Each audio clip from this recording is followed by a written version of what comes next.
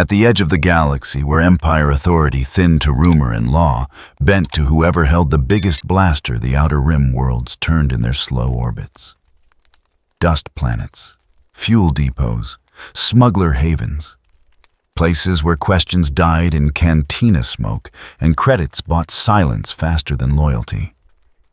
On one such world, a mining outpost called Vengerak barely warranted a name on Imperial charts. 300 souls scratched survival from red stone and traded with whoever's ship touched down that week. The settlement clung to a canyon wall like rust on old metal. No garrison, no governor. Just a trading post, a repair dock, and the kind of quiet that comes before something breaks. The break came at sunset. The sky fractured. Not with sound or light or the scream of atmosphere torn by descending ships. The break was silence. A wrongness that made the air stop moving. Traders froze mid-haggle. A mechanic's wrench clattered on durasteel plating. Even the wind quit. In the center of the dusty market square, reality split. A vertical slash of pure black edges, sharp as broken glass, hung suspended 2 meters off the ground. It didn't bleed darkness outward, like some Sith corruption. It simply was. A void. An absence. Through that absence, he fell. Sung JinWoo hit the red dirt in a crouch, one hand flat against the ground, knees bent head down. Black hair fell forward over his eyes. For 3 seconds he didn't move. Then his head lifted. Gray eyes swept the market. Took in the stalls, the frozen people, the rusted moisture evaporators humming against canyon walls. His gaze was flat analytical, the look of someone cataloging exits and threats in the same breath. He rose in one fluid motion, long black coat settling around his legs like ink poured into water. The rift behind him sealed. No flash. No sound. Just gone. Someone screamed. The crowd broke. Bodies scattered toward alleys and doorways. Boots pounded on stone. A woman dragged 2 children behind a stack of fuel canisters. An old Rhodian slammed the shutters on his stall so hard, the whole frame shook. JinWoo stood in the center of the emptying square and said nothing. His fingers flexed once at his sides, testing, confirming, the weight of his coat, the cool press of twin daggers at his belt, the faint hum beneath his skin that came with power held in check. Everything intact, everything ready. Across the square, a door banged open. 4 men stepped out of a low building with bars on the windows. Not local traders. Their armor was mismatched, but functional. Blaster carbines slung across chests. The kind of rough professionalism that came from enforcement work, the ugly kind. The one in front wore a dented Imperial chest plate over civilian clothes. Not a real trooper. Just someone who'd scavenged the gear and kept the authority it implied. He spat into the dust and jerked his chin toward JinWoo. You. Stay put. JinWoo didn't answer. His gaze shifted past the men to the building they'd emerged from. Barred windows, heavy door, shadows moving behind the slats. People, maybe a dozen, packed tight. The lead enforcer took 3 steps forward, carbine rising to a casual ready position. I said stay put. We got questions. JinWoo's eyes flicked back to him, just for a moment, then returned to the building. Hey! The enforcer's voice sharpened. You deaf or stupid? Behind him, one of his crew muttered something low. The third man, a Weequay with burn scars running down one side of his face, shifted his grip on his weapon. JinWoo tilted his head slightly as if listening to something the others couldn't hear. His expression remained neutral. Calm. The kind of calm that came from standing in worse places than this and walking out. From inside the barred building, a child's voice rose in a brief wail before being cut off.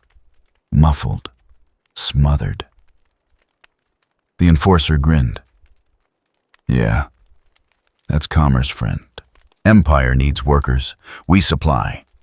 You want to file a complaint? Take it up with the sector governor.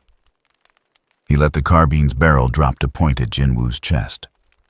Now, you gonna tell me where you came from, or do we do this messy? JinWoo looked at him then. Really looked.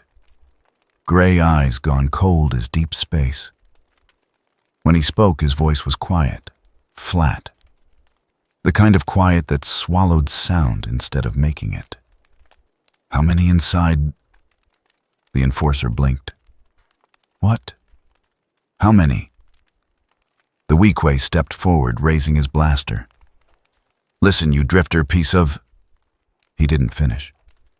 The shadow under his feet moved. It wasn't metaphor. It wasn't trick of light.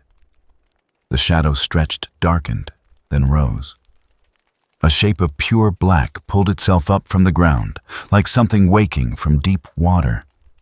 Vaguely humanoid. No face, just presence. The Weequay's blaster clattered to the dirt. His hands flew to his throat where black fingers closed tight. He made a sound like drowning on dry land. The other three enforcers jerked their weapons up, shouting, stumbling back. Muzzle flashes lit the square. Blaster bolts seared red lines through the air. JinWoo didn't flinch. He moved forward 3 steps, and the bolts that should have hit him struck empty space. Behind him where he'd been standing, the ground smoked. 2 more shadows rose. One grabbed the lead enforcer's carbine and yanked it sideways, hard enough to snap bone. The man screamed. The other shadow simply flowed around the 4th enforcer like liquid darkness and pulled him down. In 6 seconds, it was over. 4 bodies. No noise but the settling dust and the distant clang of someone slamming a door. JinWoo walked past them toward the barred building. His coat didn't sway. His breathing didn't quicken. Behind him, the shadows sank back into the ground like they'd never been. He stopped at the heavy door, placed one hand flat against the old metal, listened. Chains rattled inside. Someone coughed. A woman's voice whispered something urgent in a language he didn't know. JinWoo's fingers curled into a fist. The door exploded inward. The interior stank of fear and unwashed bodies. Chains rattled against durasteel rings, bolted into the floor. 23 people pressed against the back wall, hands bound, eyes wide, in the sudden flood of red sunlight through the shattered doorway. JinWoo stepped through the wreckage. His boots crunched on twisted metal. He scanned the room with the same flat assessment he'd given the market square. Registered the chains, the empty water dispensers, the makeshift cages welded from scrap. A holding pen. Temporary. Efficient. A Twi'lek woman near the front whispered something in her own language. Prayer or curse. JinWoo couldn't tell. He walked toward her coat, trailing dust, and knelt. His fingers found the lock on her binders. Standard Imperial manufacture. Cheap. Breakable. He squeezed. The lock shattered like brittle stone. The woman flinched back, orange skin pale in the dim light. JinWoo moved to the next person without a word. An old human man with his arm bent wrong. The chain snapped under JinWoo's grip. Then the next, and the next. No speeches, no reassurances, just the steady crack of breaking metal. By the time he reached the children huddled in the corner, the adults were already stumbling toward the door. Some ran, some crawled. One woman helped the old man up, supporting his weight as they limped into the fading daylight. The last child, a human boy maybe 8 years old, stared at JinWoo with enormous dark eyes. His wrists were rubbed raw where the binders had cut in. JinWoo held out his hand. Palm up. Silent offer. The boy took it. Outside, the square had transformed. The scattered crowd was creeping back, faces emerging from doorways and alleys. Watching. Not approaching, but watching. The freed captives clustered together near a water pump, drinking in desperate gulps, checking each other for injuries. JinWoo released the boy's hand and stepped back. His gaze swept the rooftops, the canyon walls, the dark windows of surrounding buildings, calculating, assessing threat vectors out of habit more than worry. A figure emerged from the largest structure on the square's edge, the trading post. The man was human, late 50s, with the kind of weathered face that came from decades under harsh suns. He wore simple clothes, but walked like someone used to being obeyed. Settlement leader, probably. Or closest thing this place had to one. He stopped 3 meters away. Safe distance? Smart. "Those men," the older man said. His voice carried the rough edge of someone who'd smoked too much cheap tobacco. "They had Empire backing, informants, supply contracts." JinWoo said nothing. The man shifted his weight. "I'm not complaining, don't misunderstand. But when their boss doesn't hear back, there'll be questions. Maybe worse than questions." "Then leave." The words came flat, matter of fact. JinWoo turned his attention to the freed captives, watching as the Twi'lek woman tried to organize them into some semblance of order. The settlement leader let out a breath that might have been a laugh if it had any humor in it. "Leave. Right. With what ships? What credits?" He shook his head. "This is Outer Rim, stranger. People like us don't get to just leave." JinWoo finally looked at him. Really looked. Saw the resignation there. The tired acceptance of someone who'd watched this pattern play out before. Seen friends and neighbors taken. Filed complaints that went nowhere. Survived by keeping heads down and mouths shut. "You have 3 days," JinWoo said. "Maybe less." "Until what?" "Until whoever they worked for comes looking." The older man's jaw tightened. He glanced at the bodies still sprawled near the holding pen. Back to JinWoo. "And you planning to stick around and play hero when they show up?" JinWoo turned away. The question didn't deserve an answer, because the answer was obvious. He'd been asking himself the same thing since the moment he'd stepped through that impossible rift. Where was he? How did he get back? What rules governed this place? Behind him, someone gasped. He spun, hand dropping to his belt where the twin daggers waited. But it wasn't an attack, it was one of the freed captives, the Twi'lek woman. She was pointing at the ground near the holding pen, at the shadows. They were moving. Not in response to the setting sun or shifting light, just moving. Writhing slowly like something alive and dreaming beneath the surface of reality. The crowd pulled back. Murmurs rippled through the gathered people. Words JinWoo caught in fragments. Dark side, Sith, corruption. He walked toward the shadows and crouched. Placed his hand flat against one. It responded immediately. Rose up to meet his palm. Cool, familiar, obedient. "Not Sith," he said quietly, more to himself than anyone listening. The settlement leader's voice came from behind, careful and controlled. "What are you?" JinWoo stood. Let the shadow sink back down. Someone passing through. That's not an answer. It's the only one I have. A new voice cut across the square, young, urgent. "Father, look." A teenage girl sprinted from one of the side alleys, datapad clutched in both hands. She skidded to a stop beside the settlement leader, breathing hard. The holonet node picked up something. Encrypted Imperial channel. But the relay's been glitching, dumping fragments. The older man took the datapad. Scrolled. His expression darkened. "What?" JinWoo asked. The man didn't answer immediately, just kept reading. When he finally looked up, his face had gone carefully neutral, the expression of someone delivering bad news and trying not to panic. "There's chatter about a disturbance. Here." He turned the datapad around. The screen showed a garbled transmission, most of it corrupted static, but a few words stood out clear. "Unknown entity, force anomaly, investigate." "They already know," the girl whispered. Her father nodded slowly. "Looks like it."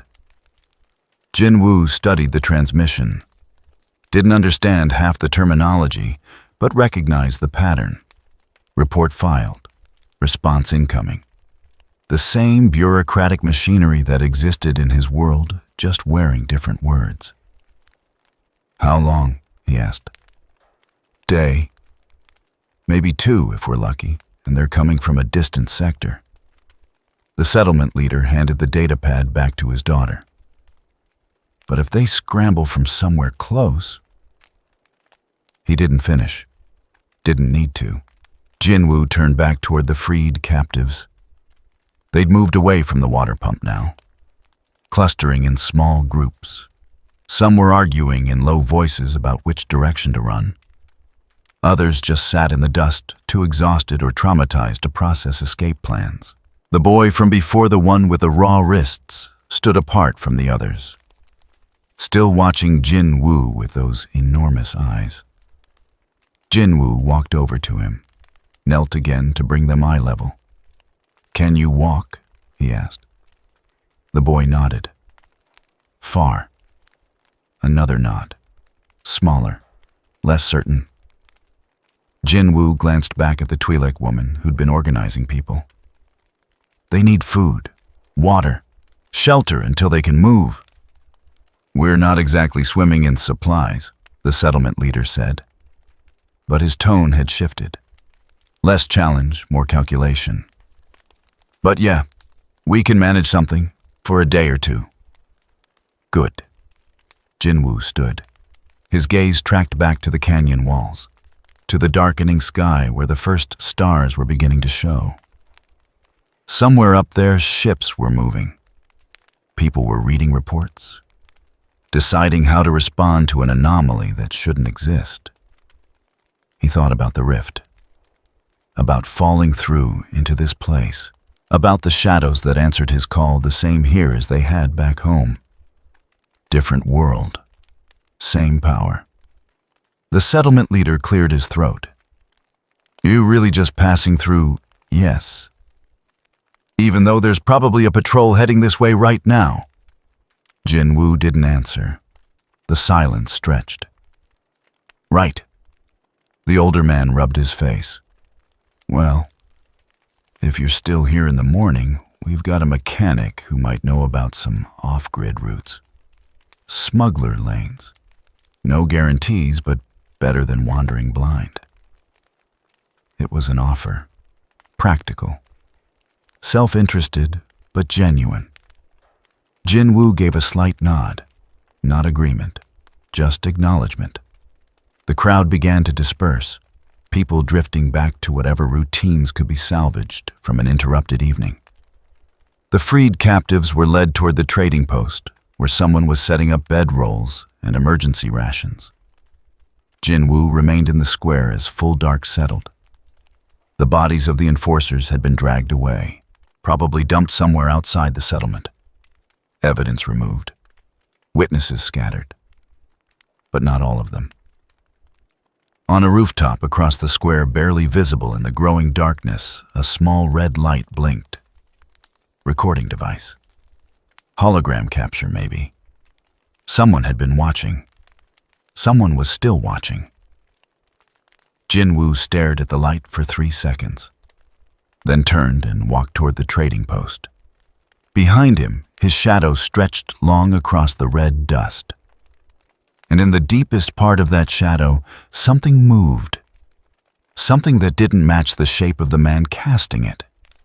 The recording light blinked twice more, then went dark. The hollow recording lasted 6 seconds. Grainy.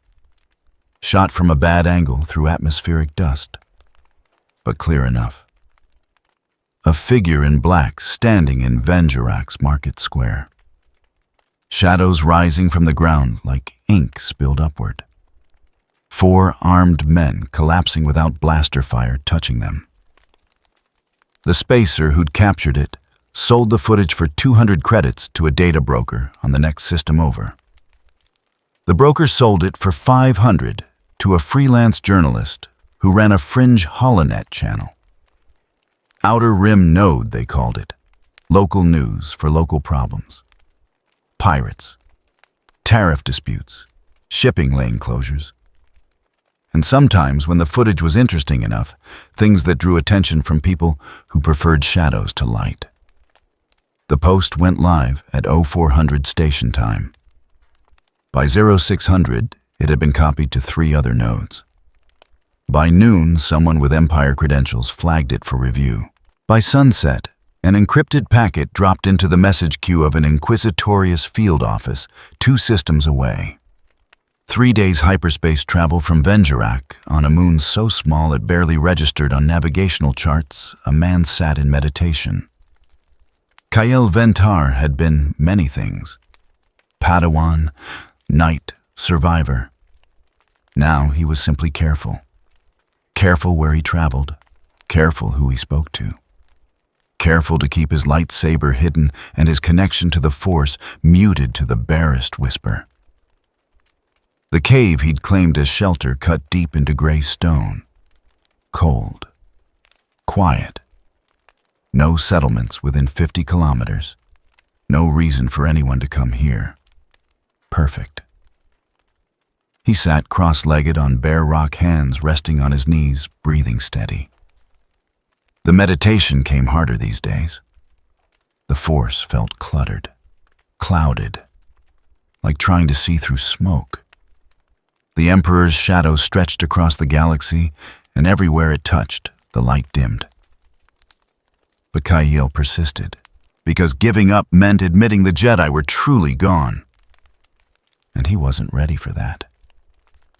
His breath stilled. Something shifted. Not close, not immediate, but present. A disturbance in the Force, like a stone dropped into still water. Ripples spreading outward, touching him even here, even hidden. Kael's eyes opened. He'd felt this kind of disruption before. Deaths, violence, dark side corruption. But this was different. This wasn't hot with hatred or cold with malice. It was empty, a void, like someone had cut a piece out of the Force and left nothing but absence. He rose slowly, knees protesting. 43 years old and feeling every one of them. The lightsaber on his belt pressed against his hip, familiar weight, constant reminder. Kael moved to the cave mouth, looked out over barren landscape under a sky the color of old bruises. 2 suns hung low on the horizon. Nothing stirred. Nothing lived here but him in the wind. But something had touched the Force. Something wrong. He closed his eyes again, reached out carefully. Questing. The disturbance was faint now, but the memory of it remained. Like an echo bouncing back through the cosmic fabric that bound all living things. West. No, coreward. Several systems, recent, within days. Kael opened his eyes and made a decision he knew was probably stupid. He packed. Back on Vengerak, JinWoo woke before dawn. He'd slept in a storage room behind the trading post. Not by invitation so much as defaulted accommodation. The settlement leader, whose name JinWoo had learned was Ren Daska, had offered the space with the same practical wariness he showed everything. Not friendship, just transaction. You help us, we give you a place to sleep. Fair enough? JinWoo sat up. His back didn't hurt. His muscles didn't ache despite sleeping on Duracrete floor. One advantage of his condition: his transformation. The system had rebuilt him into something that didn't fatigue like normal humans. He stood and checked his gear. Daggers still secure, coat intact. The shadows around him stirred slightly, responding to his waking consciousness. Soldiers waiting for orders. Outside, voices drifted through the thin walls, Ren arguing with someone. A woman's voice responding sharp and low. JinWoo opened the door. The trading post's main room was already crowded despite the early hour. Ren stood behind a battered counter, talking to a middle-aged woman with pilot's calluses on her hands. Several freed captives huddled near the back, eating from ration packs. The boy from yesterday sat on a crate watching everything with those enormous dark eyes. Ren spotted JinWoo and waved him over. "Figured you'd be awake. Pilot here says there's trouble." The woman turned. She had the kind of face that had seen a lot of space lanes and learned not to trust any of them. "Trouble's one word for it. Got a transmission from a friend on the relay station. Says there's Imperial chatter lighting up secure channels. Something about a force anomaly and a priority investigation." "Force?" JinWoo repeated the unfamiliar term. The pilot studied him like he'd just asked what hyperspace was. "You serious?" "He's not from around here," Ren said carefully. "Yeah, I got that from the whole shadow thing." She crossed her arms. "The Force, energy field. Life creates, it makes it grow. Jedi used to guard it before the Empire wiped them out. Now mostly it's just ghost stories and inquisitors hunting anyone who sneezes sideways with weird powers." JinWoo processed that. An energy field connected to life. Powers that drew attention from hunters. He thought about the shadows, about how they'd responded the same here as in his world. "These inquisitors," he said, "what do? Hunt force sensitives. Former Jedi, mostly. Anyone the Empire thinks might be a threat." The pilot's expression darkened. "And trust me, you don't want to meet one. They're not like regular troops. They're true believers, fanatics with lightsabers and a direct line to Vader himself." That last name carried weight. Reverence and terror mixed together. "How long?" JinWoo asked. "Before they get here, day at most. Maybe less if they burned hard from a close staging point." She glanced at Ren. "I'm jumping out before they arrive. Taking anyone who can pay passage. No offense, but I don't plan to be here when things get interesting." Ren nodded slowly. "Can't blame you." He looked at JinWoo. "What about you? You sticking around or taking her up on that offer?" JinWoo didn't answer immediately. He moved to the counter and looked at the data pad Ren had been studying. It showed a star chart. Local systems, trade routes. Several were marked in red with timestamps. "What are these?" He pointed at the marks. "Recent Imperial patrols," Ren said. "Someone's been tracking them. Probably smugglers trying to avoid checkpoints." JinWoo studied the pattern, saw the gaps, the spaces between patrol routes where ships might slip through unnoticed. His mind, trained by years of dungeon analysis and strategic planning, mapped probabilities almost automatically. "Here." He tapped a section of the chart. "If they're coming from this direction, you could evacuate through that corridor. It's not marked." The pilot leaned in, looked where he was pointing. Her eyebrows rose. "That's a nebula field. Navigation hazard." "Better than inquisitors." She barked a laugh, short and sharp. "Can't argue with that logic." She straightened. "All right, I can take 12. Maybe 15 if people don't mind being cozy. Leaves in 2 hours. Anyone not on board by then is on their own." People started moving immediately. the freed captives gathering what little they had. Ren pulling up manifests and calculating who most needed to leave. JinWoo stepped back from the counter, away from the sudden activity. He walked to the front window and looked out at the market square. Empty now. Just red dust and the scorch marks from yesterday's violence. Behind him, footsteps approached. Small, careful. The boy stood at his elbow, not speaking, just present. "You should go with them," JinWoo said without looking down. The boy shook his head. "You'll be safer." Another head shake, more insistent. JinWoo finally looked at him. The kid's expression was set in that particular kind of stubbornness that came from people who'd already lost everything and decided they had nothing left to be afraid of. "Why?" The boy pointed at JinWoo, then at himself, then made a gesture like he was breaking something between his hands. It took JinWoo a moment to understand. "You broke my chains. I stay with you." "That's not how this works." The boy just stared at him. A crash from outside interrupted the standoff. Everyone in the trading post froze. The pilot's hand dropped to the blaster on her hip. Ren moved toward the door. JinWoo got there first. The square wasn't empty anymore. 3 land speeders sat in formation, their repulsor engines humming. A dozen figures stood beside them. Not the rough enforcers from yesterday. These wore actual Imperial armor, standardized, maintained. And at their center, one figure in black. Not a trooper, something else.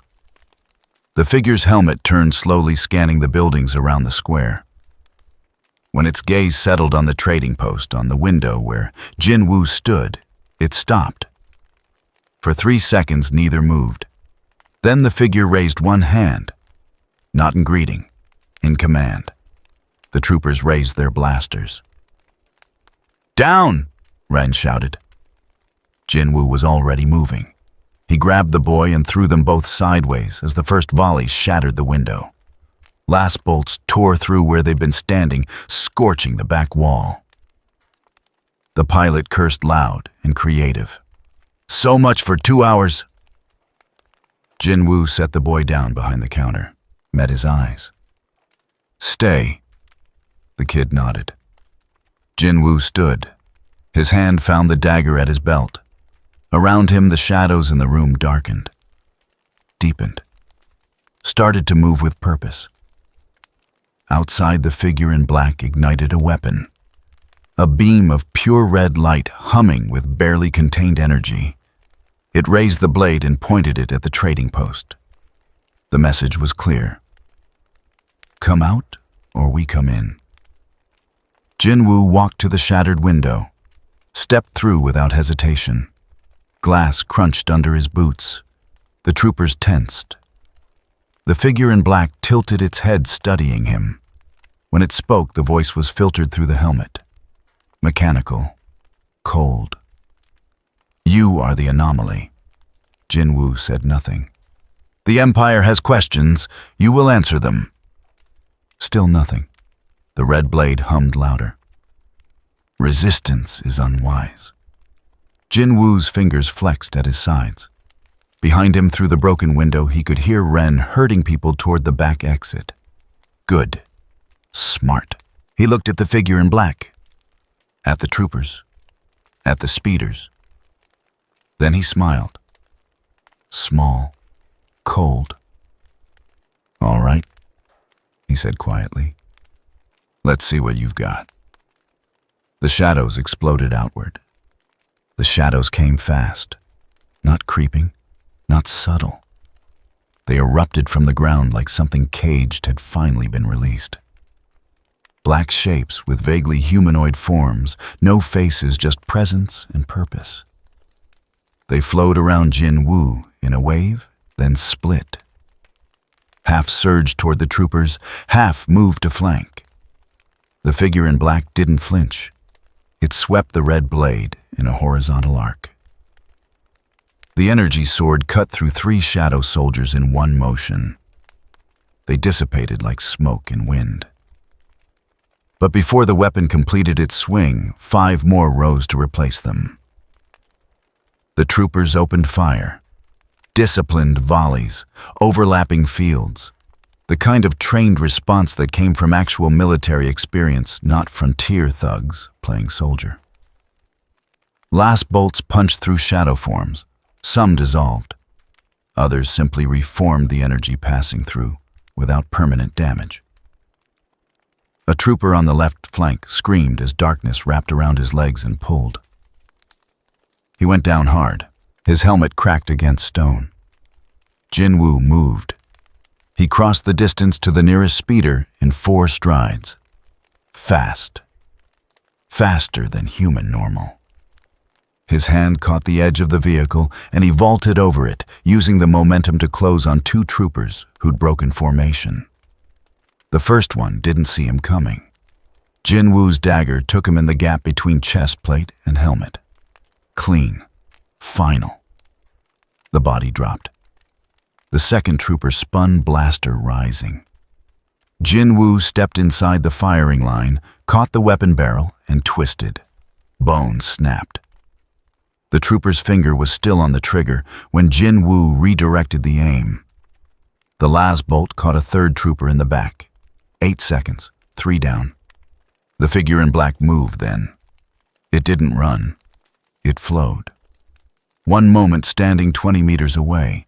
Next moment right there, red blade coming down in an overhead strike that would have split JinWoo from crown to sternum.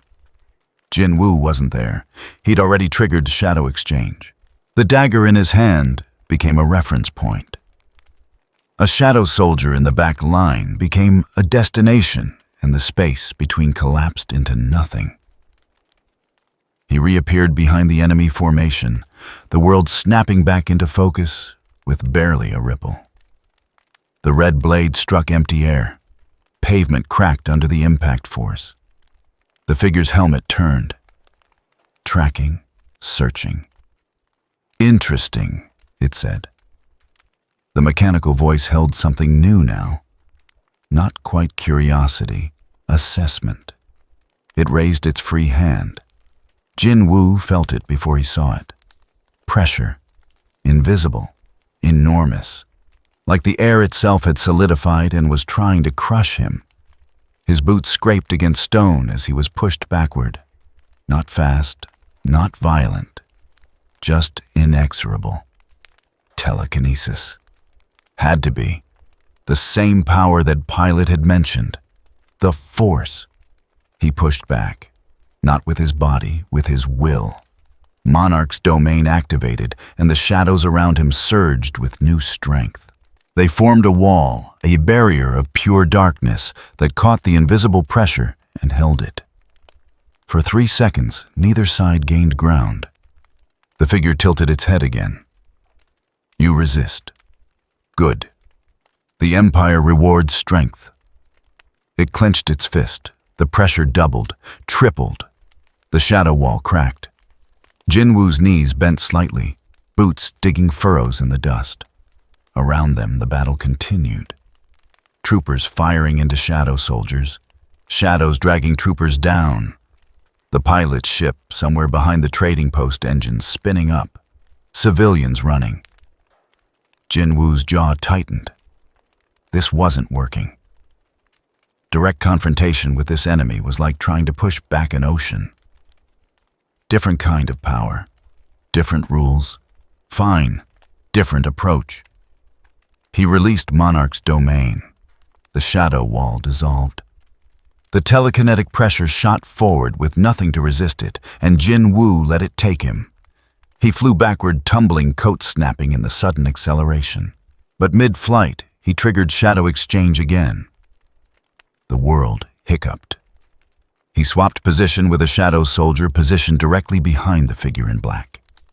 Momentum conserved, direction reversed. Now he was flying forward, daggers drawn, closing from the enemy's blind spot. The figure spun, fast. Blade coming up in a defensive arc. Not fast enough. JinWoo's dagger scraped across black armor plating, drawing a line of sparks. No penetration. Too thick. But the impact was enough to throw the figure off balance just for a moment. JinWoo used that moment. He planted his boot against the figure's midsection and kicked off, launching himself backward and up. Landed in a crouch on top of one of the speeders. The figure recovered, straightened. The red blade hummed steady in its grip. "You fight well," it said. "Better than most. But you cannot win. The Force is absolute." JinWoo didn't answer. He was breathing harder now. Not exhausted, but working. This enemy wasn't like the gate monsters he'd spent years hunting. Those had been strong, sure. Deadly, but predictable. This one adapted, read his movements, countered with something he had no framework for understanding. The Force, energy that connected all living things, the pilot had said.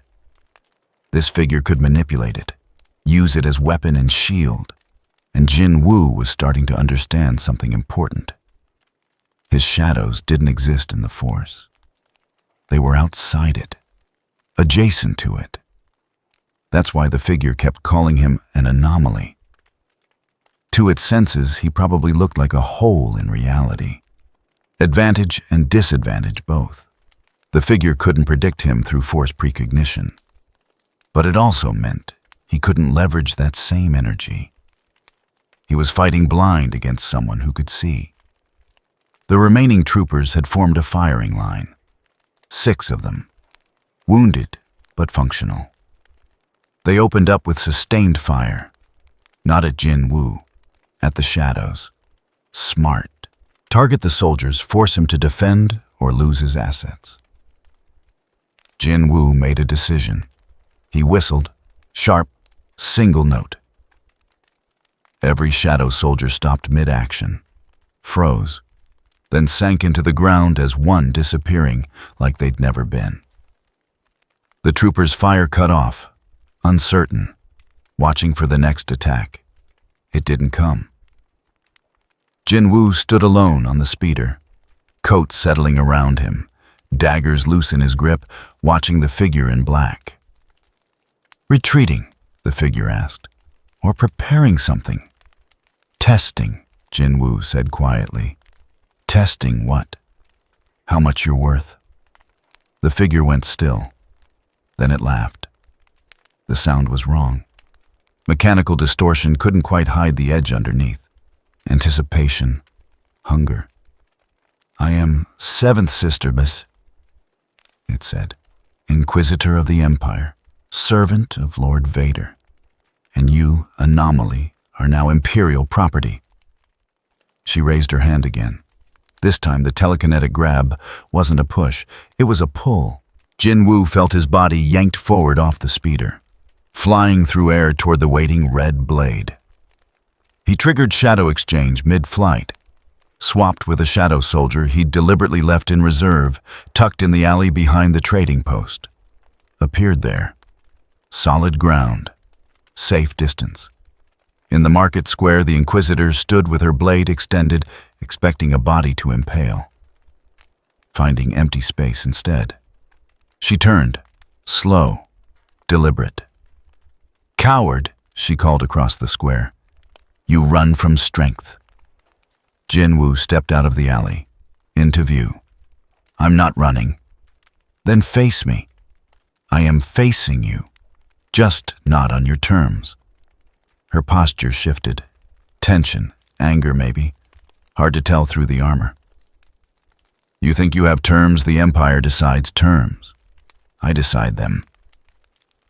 Behind her, the troopers were regrouping, checking wounded. 2 weren't getting up. JinWoo counted 4 still combat effective. Plus the Inquisitor. Plus however many reinforcements were probably already being called. Bad odds. Getting worse. From inside the trading post, he heard the pilot shouting. Engines at full power now, people loading. The evacuation was happening. Good. Buy them time. That was the objective. Not defeating this inquisitor. Not winning. Just delaying long enough for civilians to scatter. He could do that. JinWoo raised his hand, snapped his fingers. The ground around the inquisitor exploded. Not with fire or force, with shadows, dozens of them, hundreds. They poured up like a geyser, a column of pure darkness that swallowed her whole. She carved through them, red blades spinning in defensive patterns, cutting corridors through the shadow mass. But for every one she destroyed, 3 more took its place. They grabbed at her arms, her legs, her weapon. JinWoo walked forward, steady pace, conserving strength. "The force is absolute," he said, voice carrying across the square. "Maybe, but I'm not from your force." He reached the column of shadows, stopped at its edge. "And where I come from, we learn to fight things worse than you." He thrust his hand into the shadow mass. The column condensed, compressed. All that darkness folding in on itself, wrapping tighter and tighter around the inquisitor. She was strong. He could feel her pushing back. Feel the telekinetic pressure trying to expand the prison. But he was stronger. The shadows formed a sphere, solid, impenetrable, containing her completely. For 5 seconds, nothing happened. Then the sphere cracked. Light bled through. Red, angry, the Inquisitor's blade cutting from the inside. Her voice filtered out, distorted but clear. "You delay the inevitable." "I know," JinWoo said. The sphere shattered.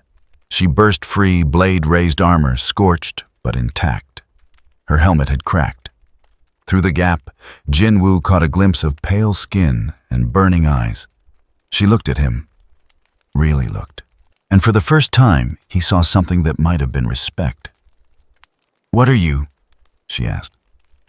Not mechanical now, just human, confused, fascinated. JinWoo didn't answer.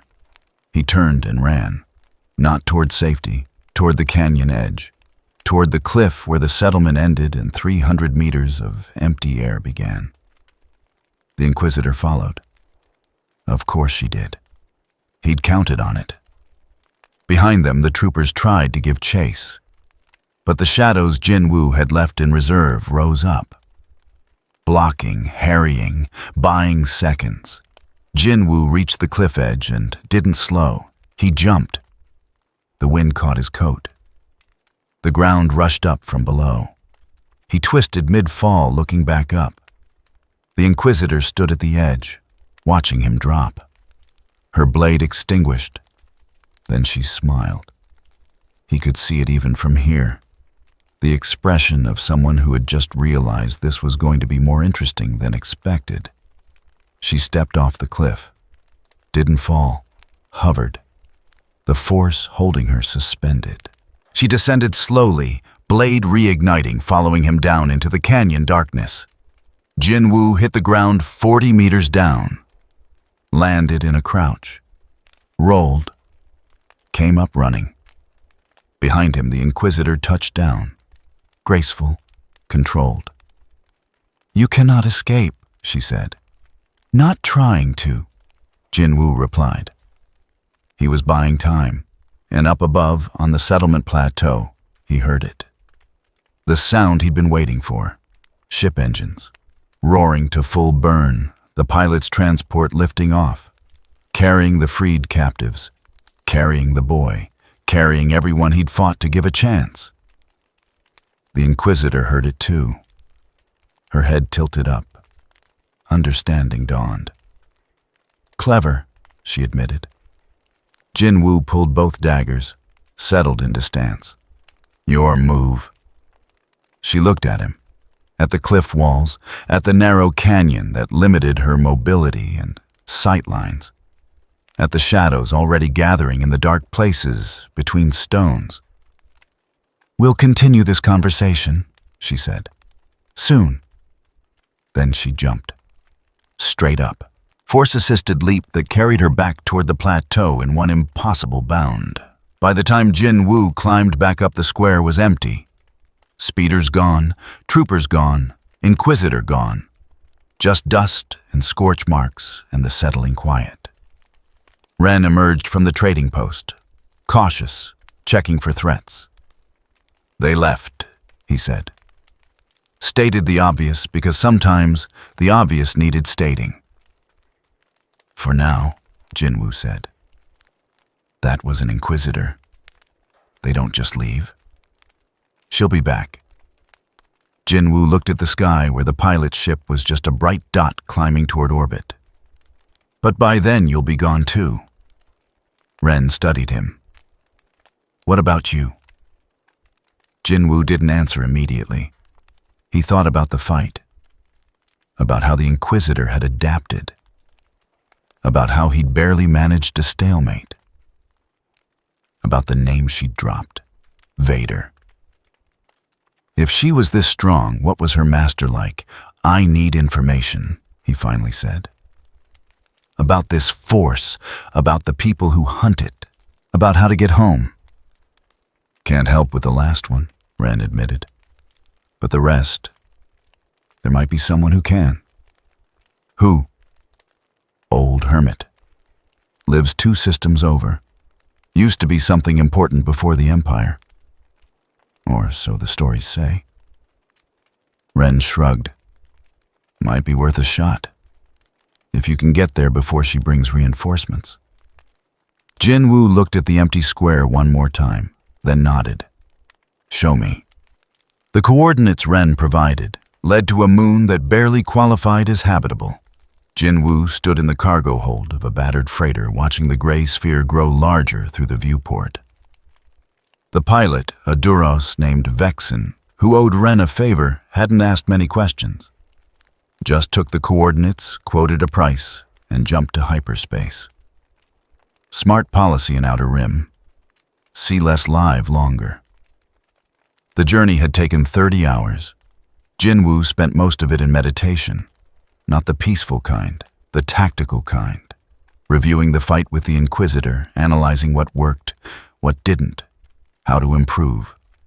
The shadows he'd deployed had been effective against regular troopers. Against the Inquisitor herself, less so. She'd carved through them like they were mist. Her weapon, that red energy blade, cut cleaner than any sword JinWoo had faced.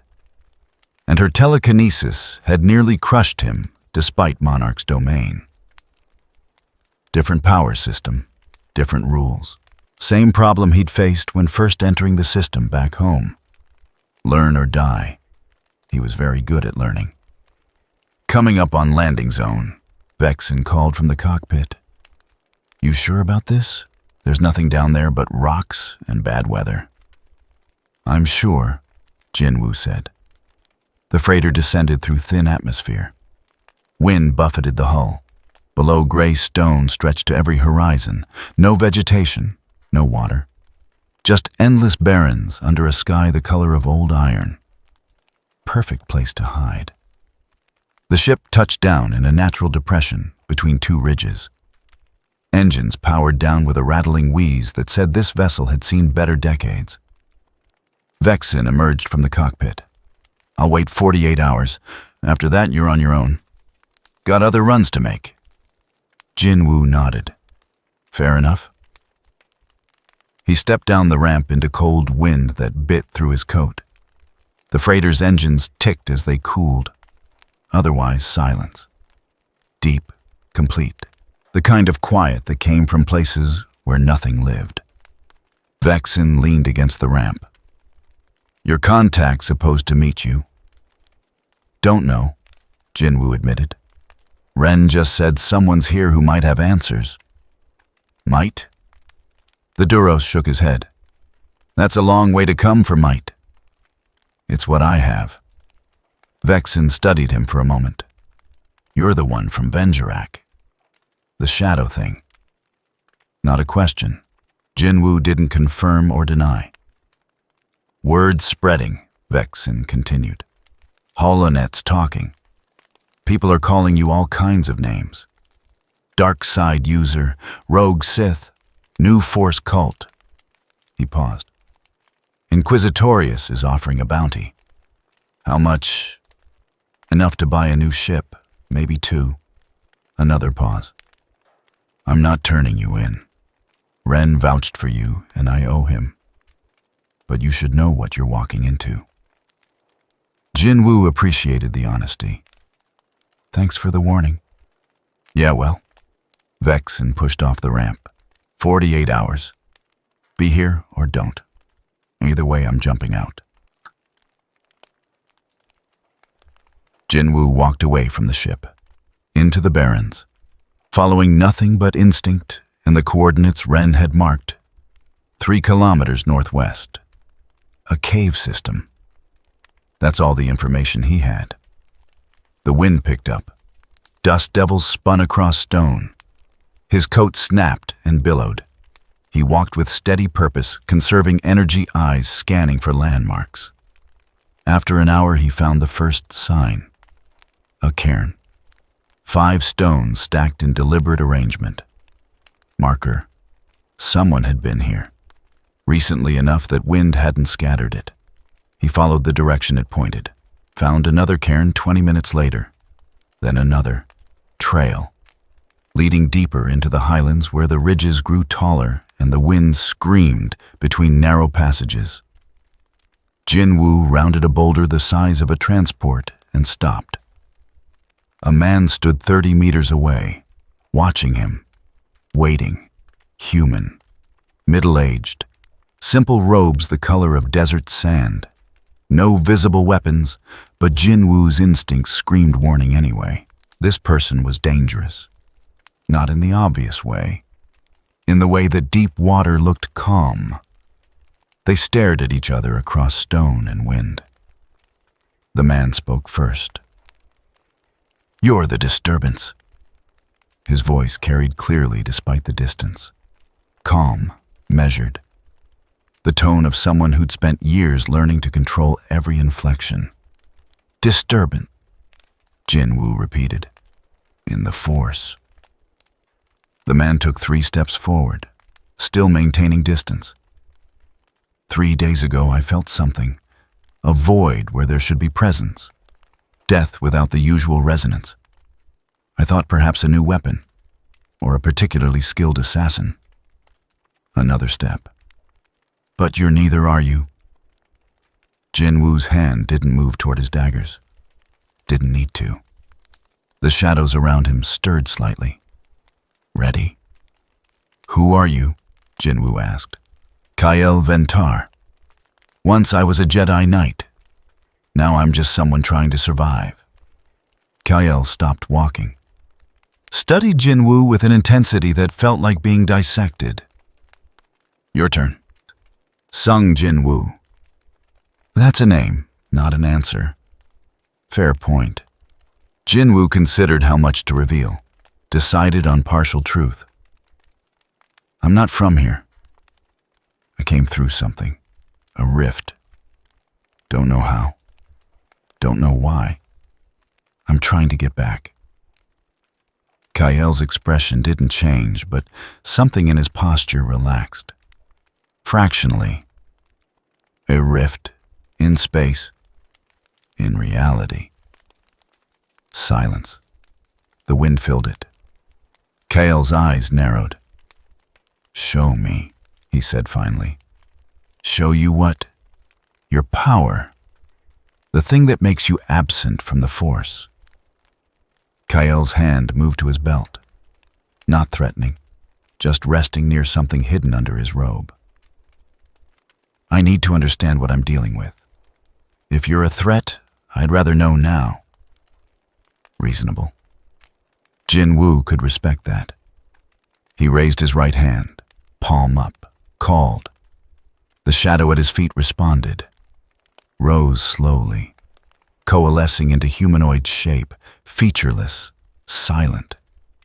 It stood beside him like a soldier awaiting orders. Kael went very still. His breathing changed. Shallow, quick. He was feeling something. sensing something that JinWoo couldn't detect. "It's not alive," Kyle whispered. "But it's not nothing either. It exists, moves, follows commands. But in the Force, there's just..." He trailed off, shook his head. "Emptiness, like looking at a hole cut in the fabric of existence." "That's what your inquisitor said too," JinWoo replied. "Called me an anomaly." "You fought an inquisitor." Kyle's attention snapped back to him, sharp, focused. "When?" "2 days ago. She came hunting. We fought. I stalled her long enough to evacuate civilians. Then I left." "You survived an encounter with Inquisitorius." Not a question. Statement of fact that Kyle was processing. "That's impressive. Terrifying. Both." JinWoo dismissed the shadow soldier. It sank back into the ground. "She wasn't trying to kill me. She wanted to capture me. That gave me an advantage. Small advantage. Inquisitors are trained by Vader himself. They're not to be underestimated." Kyle moved closer now, guardedness fading into something that looked like scientific curiosity.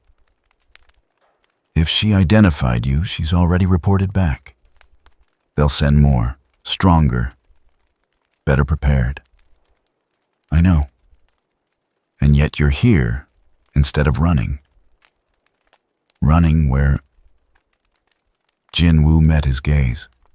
"I don't know this galaxy. Don't know the rules. Don't know how to find another rift home." He gestured at Kyle. "Ren said you might have answers, or at least knowledge. So here I am." Kale was quiet for a long moment, weighing something, making a decision that JinWoo could see playing out across his face. Finally, the Jedi sighed. "Come with me. We shouldn't talk out here. The Empire has satellites, probe droids, and now that you're on their radar, they'll be watching harder." He turned and walked toward a cliff face that looked solid. As they got closer, JinWoo saw the entrance. Narrow, cleverly hidden behind a fold in the rock. Natural camouflage. They entered the cave. It went deep. The temperature dropped immediately. Their footsteps echoed. Kyle produced a small device from his robe that emitted pale blue light. A glow rod, JinWoo guessed. Practical. The passage opened into a larger chamber. Someone had been living here. Bedroll in one corner. Ration packs stacked neatly. A small collection of data pads. And against the far wall hanging from a simple hook, a cylindrical object about 30 centimeters long. JinWoo recognized it from the Inquisitor's weapon. Same basic shape. Different color maybe, but same design. Lightsaber. Kyle noticed his gaze. "Yes, I still carry it. Probably shouldn't. Makes me a target. But..." He touched it briefly, reverently. "It's all I have left of what I was." He moved to a flat section of stone that served as a makeshift table. Set the glow rod down, gestured for JinWoo to sit. JinWoo remained standing. Kyle smiled. Small, tired. "Trust issues. I understand." He sat instead. "So, a rift in reality. That's your story?" "It's the truth. I believe you. Mostly because lying would be easier." Kyle laced his fingers together. "The Force connects all living things, binds the galaxy together. It has a kind of awareness. Not sentient exactly, but reactive. When something exists outside that framework, the Force notices, reacts, creates disturbances that sensitive individuals can feel. JinWoo absorbed that. You felt me arrive. I felt the hole you left. The absence. Kyle nodded. There are stories, old ones, about tears in space, vergences where the force pools or thins, places where reality gets soft. The Jedi Order used to study these phenomena. Before. Before what? Before the Empire. Before Order 66.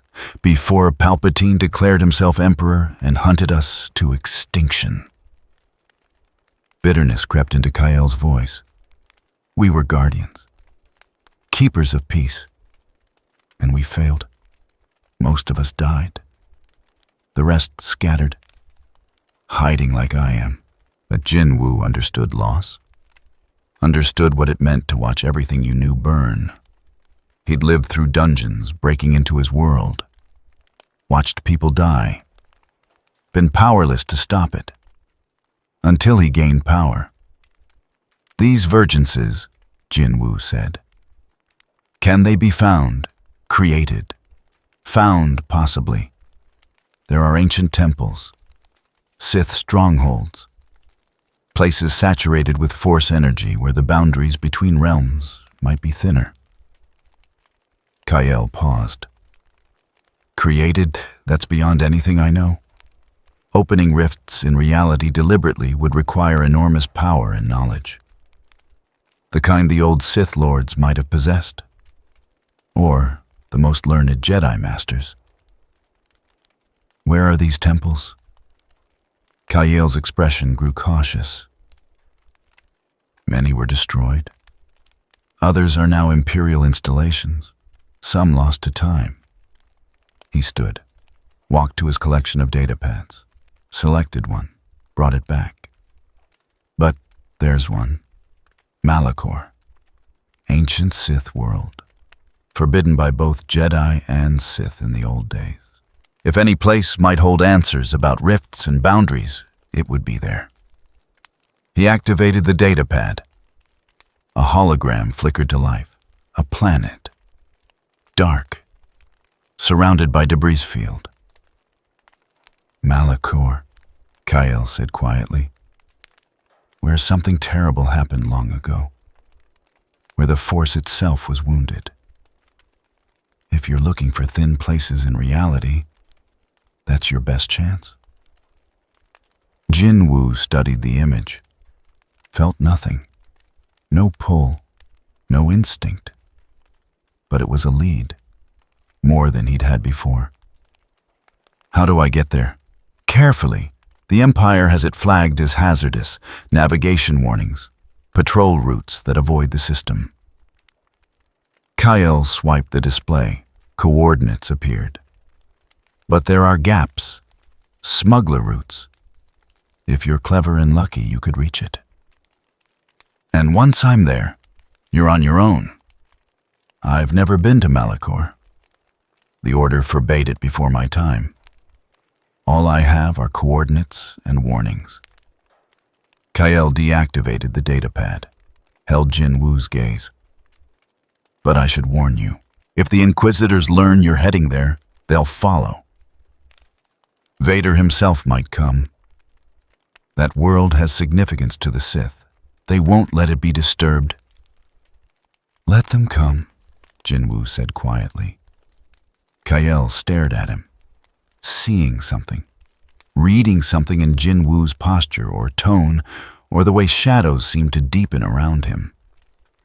You're not afraid of them, Kyle said. Not quite a question. I'm practical. Fear doesn't help survival. Planning does. Spoken like a soldier. Kyle moved to the cave wall, leaned against it. Before I give you these coordinates, I need to ask something. What you can do. These shadow creatures. This power outside the Force. What do you intend to use it for? JinWoo had expected this question. Protection, survival, getting home. That's all. That's enough. Kyle studied him for a long time.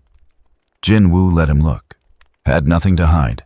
His goals were simple, uncomplicated. Stay alive. Find a way back. Protect people when he could, because it was the right thing to do.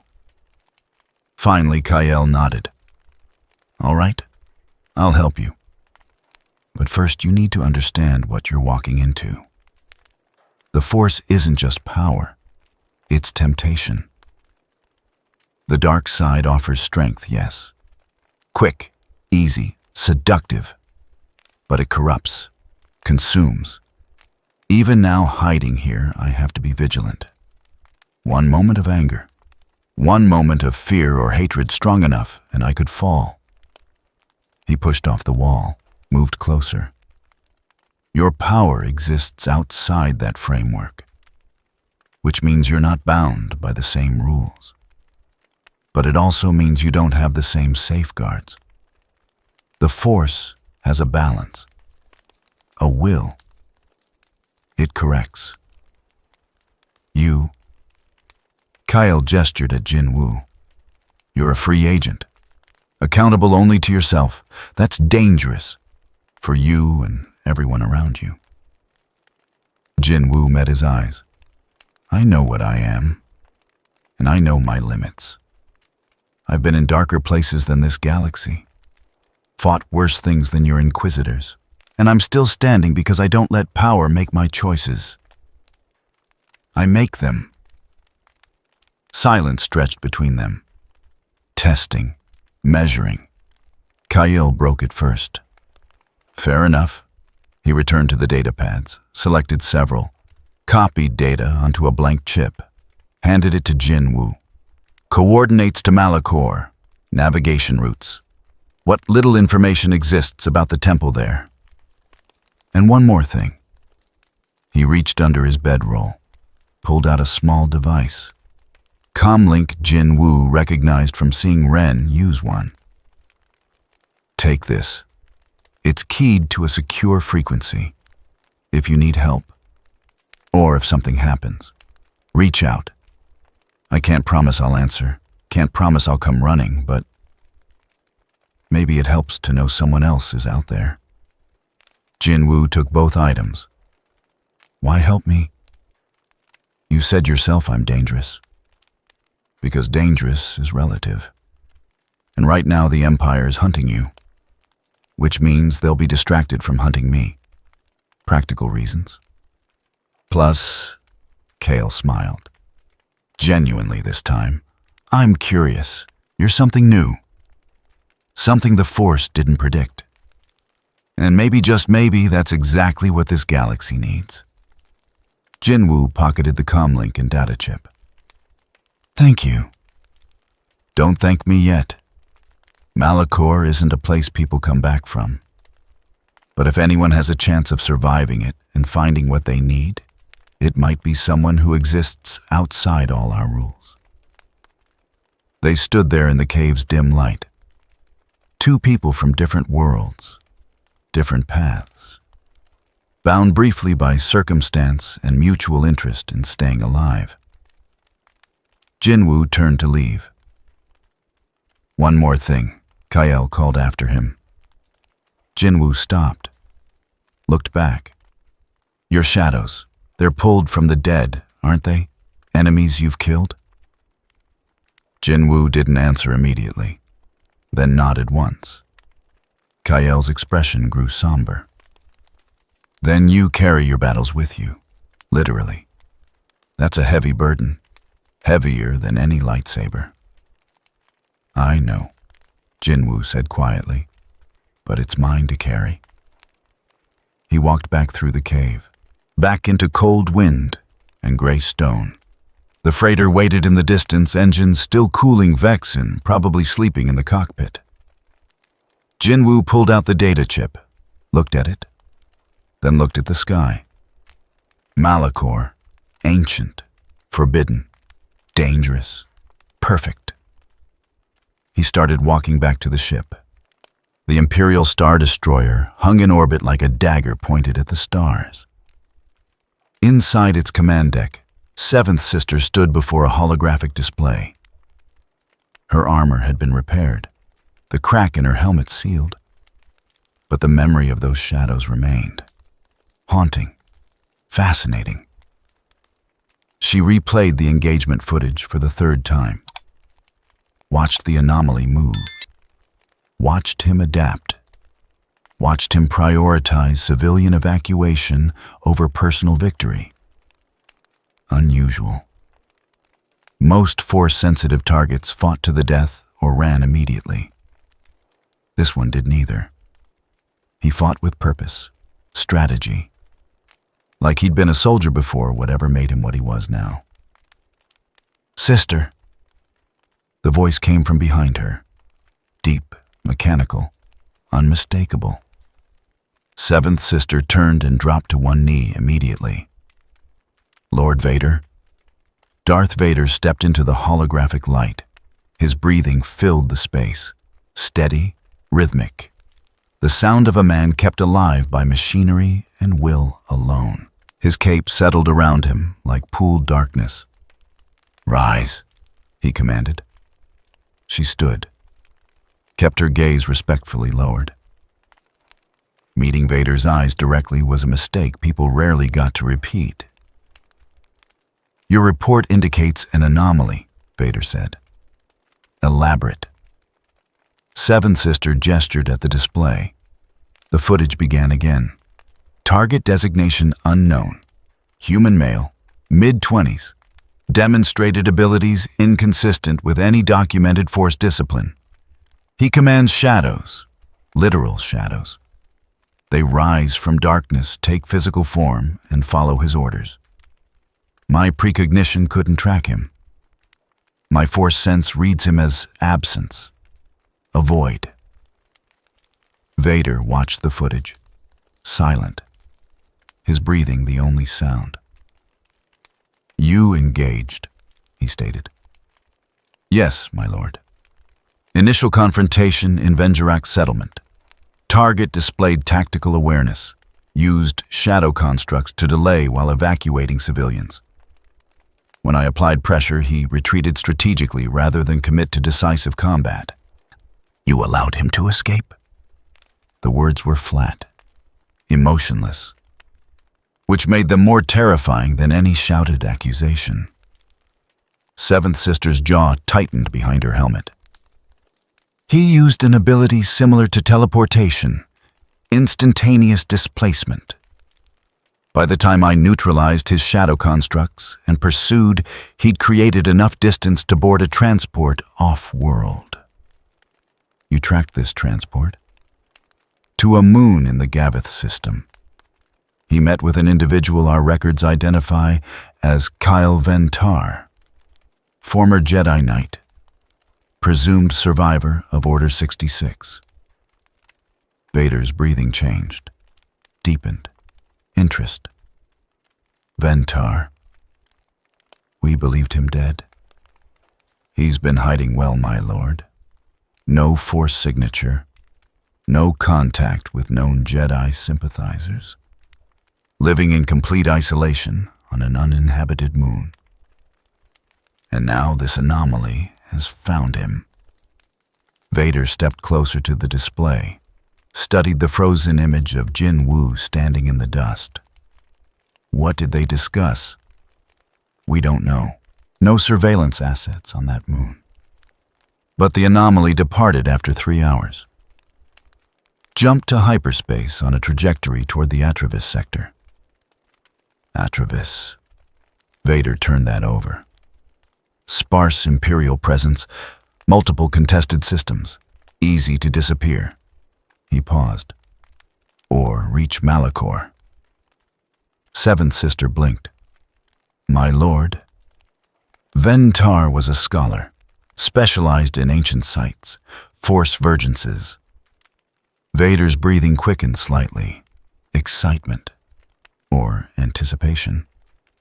If this anomaly seeks understanding of his condition, Ventar would direct him to a place where reality and the Force intersect, where boundaries are thin. Malachor is forbidden space? Precisely. Vader turned from the display, faced her directly. Which makes it perfect for someone seeking knowledge the Empire would rather remain buried. Prepare the Inquisitorius. Coordinate with fifth brother and eighth brother. Converge on Malachor. I will join you there. You, my lord, is this anomaly worth your personal attention? Vader's hand moved, fast. Seventh sister felt her throat constrict, not painfully. Just enough pressure to remind her who held the power here. Do not question my decisions, Vader said quietly. You failed to capture him once. You will not fail again. Do you understand? Yes, my lord, she choked out. The pressure released. Seventh sister gasped, caught her breath. Vader turned away, dismissing her. Go. I will arrive on Malachor within 2 days. Have everything prepared. She bowed, deep, respectful, then fled the chamber as quickly as dignity allowed. Behind her, Vader remained, staring at the frozen image of JinWoo. Something about this anomaly intrigued him, troubled him. A being that existed outside the Force. That shouldn't be possible. The Force was everything. It bound the galaxy, connected all life, unless it didn't. Unless there were other powers, other systems, other realities.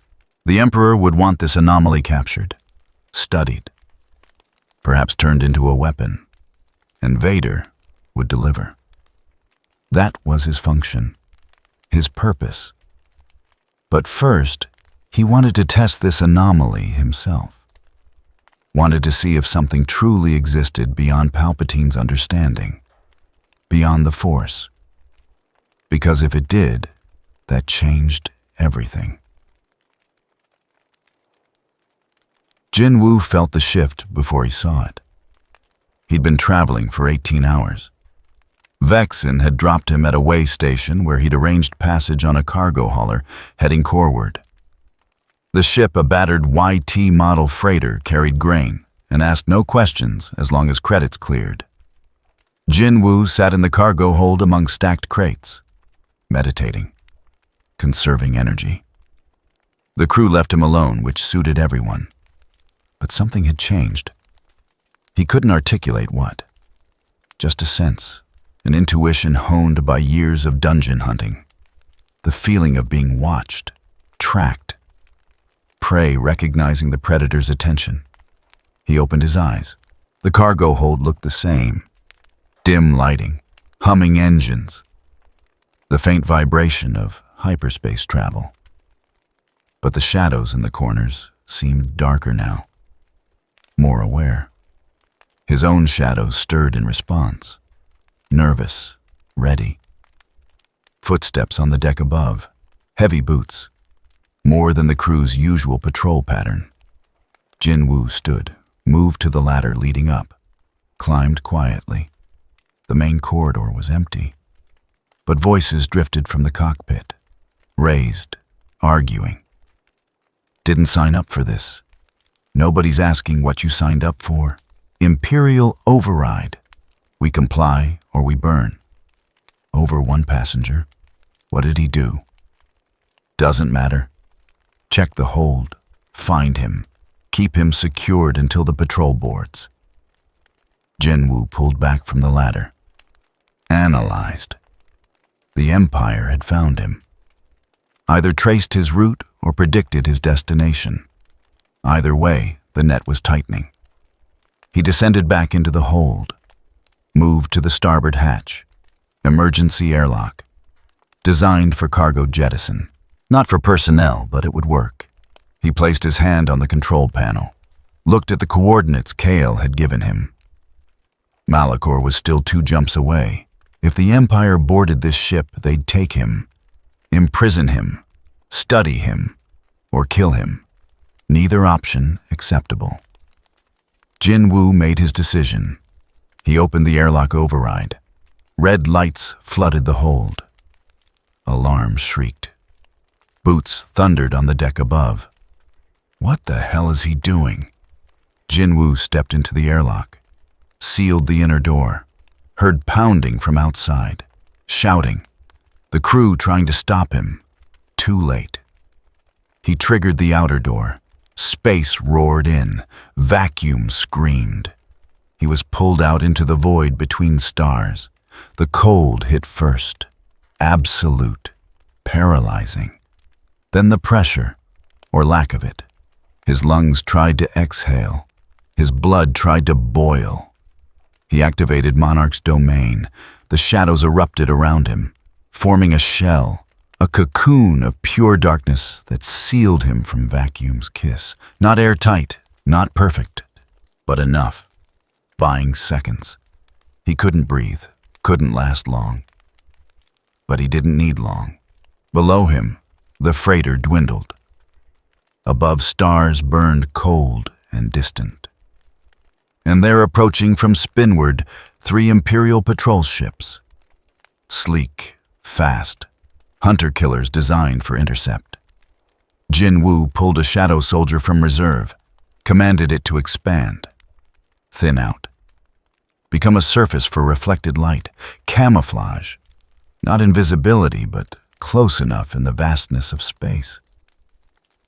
He drifted, conserving oxygen, conserving everything. His enhanced physiology was keeping him alive longer than normal humans could survive. But even he had limits. The patrol ships reached the freighter, docked.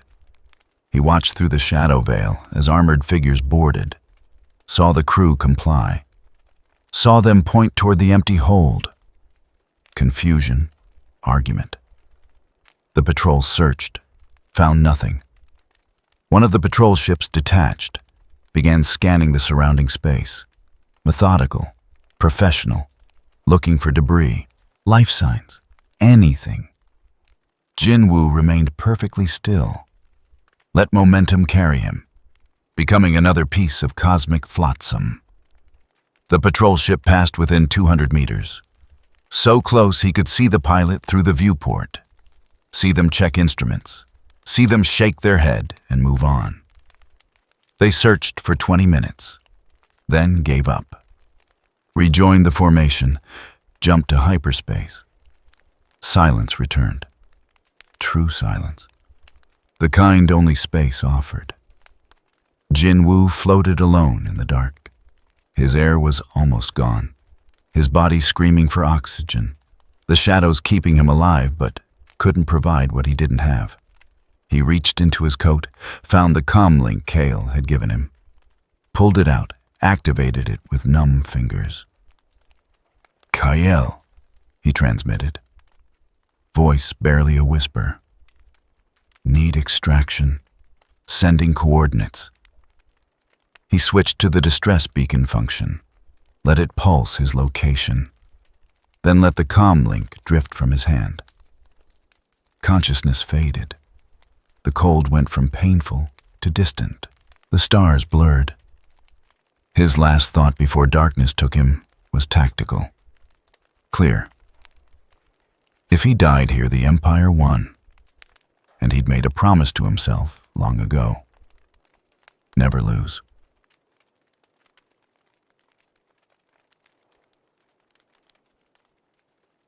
Kyle Ventar felt the comlink vibrate in his pocket.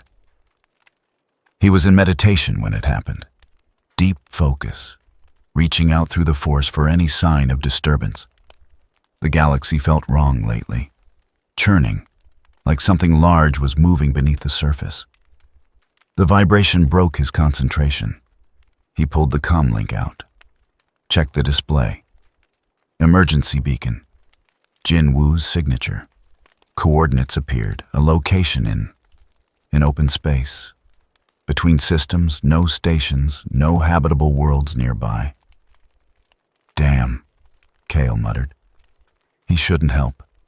Getting involved would expose him, put him on Imperial radar again. He'd survived this long by being invisible, silent, letting the galaxy move without him. But JinWoo had listened, had accepted the warning about Malachor, had shown more restraint and tactical sense than most Jedi Kale had known. And more than that, he was something new, something the Force didn't predict. Maybe even something that could challenge the Emperor's vision of inevitable dark side victory. Kyle stood, grabbed his emergency pack, checked his lightsaber, then headed for the cave entrance where his ship waited. Hidden, maintained, always ready for the day he'd have to run again. That day was today. He fired up the engines, punched in the coordinates, jumped to hyperspace. The journey took 4 hours. Every minute Kyle wondered if he'd arrive to find nothing. Just debris and another failure to add to his collection. But when he dropped from hyperspace at the beacon coordinates, his sensors picked up something. Faint. Barely there. A mass signature too regular to be asteroid. He adjusted course, approached carefully. There, floating in the black, wrapped in what looked like shadow made solid, drifting. Kyle brought his ship alongside, extended the cargo grapple, locked on, pulled the object into his hold. The shadows dissipated as soon as the hatch sealed and pressure equalized, revealing JinWoo, unconscious, blue-tinged skin from hypoxia, but alive. Kale checked his vitals. Weak pulse, minimal breathing. He needed medical attention immediately. "Hold on," Kyle said to the unconscious form. "Just hold on." He piloted the ship away from the coordinates, jumped 3 times to random systems, covering their trail, then found a remote station, one that didn't ask questions if you paid extra. The medic they found looked JinWoo over, applied oxygen, administered injections, shook his head in amazement. "He should be dead," the medic said. "Vacuum exposure this long. Even with that shell thing he did, he should be dead." "But he's not," Kyle said. "No. Somehow no. Vitals are stabilizing. Give him 24 hours, he'll probably walk out of here." Kale waited, watched over JinWoo while he recovered. Used the time to reach out through the Force, listening, feeling for pursuit. And he felt it. Out there, moving, converging, inquisitorious, multiple signatures, and something darker, larger, more terrible. Vader. Kyle's blood went cold. JinWoo's eyes opened 16 hours later, unfocused, then clearing. He looked around, recognized Kyle, relaxed slightly. "You came," he said, voice rough. "Against my better judgment." "Thanks. Don't thank me yet." Kyle leaned forward. "I need to tell you something. The Empire isn't just hunting you anymore. They're preparing something. I can feel it through the Force. Multiple inquisitors mobilizing, and Vader himself is moving." JinWoo sat up slowly, testing his body, finding it functional. "Where?" "I don't know exactly, but if I had to guess based on what I told you..." Kyle met his gaze. "Malachor. They know you're heading there. Or they've guessed. Either way, they'll be waiting." JinWoo was quiet for a moment, processing, planning. "Then we change approach," he said finally. You came for me. You're involved now, whether you want to be or not." Kyle wanted to argue, wanted to say he'd done his part and could disappear again. But JinWoo was right. He'd chosen, made his stand, and there was no unmaking it. "Fine," Kale said. But if we're walking into a trap on Malachor, we do it smart. We prepare, and we have an exit strategy." JinWoo nodded. "Agreed." He stood, steady despite everything, tested his breathing, stretched. The medic's work had been good. His own enhanced healing had done the rest. "How long until we reach Malachor?" he asked. 30 hours, if we use the routes I know. Then we have 30 hours to plan. JinWoo looked at Kyle, something hard in his eyes, determined. They want to trap me, fine, but I've fought in worse places, against worse things, and I'm still here. Kyle believed him. This wasn't bravado. It was statement of fact. JinWoo had survived things Kyle couldn't imagine, had died and come back stronger, had built an army from the shadows of his enemies. All right, Kyle said. Let's prepare for war. They left the station 30 minutes later, jumped to hyperspace, heading toward Malachor, toward ancient temples and forbidden knowledge, toward Vader and the Inquisitorius, toward answers or annihilation. JinWoo sat in the co-pilot seat, watching hyperspace stream past. His reflection in the viewport showed cold determination. Behind him, shadows moved, gathering strength. The hunt was on. Malachor looked like a wound in space. JinWoo studied the planet through the viewport as Kyle's ship dropped from hyperspace. The world hung against the stars like a bruise. Dark red stone, jagged mountain ranges, and surrounding it, a debris field of ancient warships. Broken, petrified, testament to some long-ago catastrophe.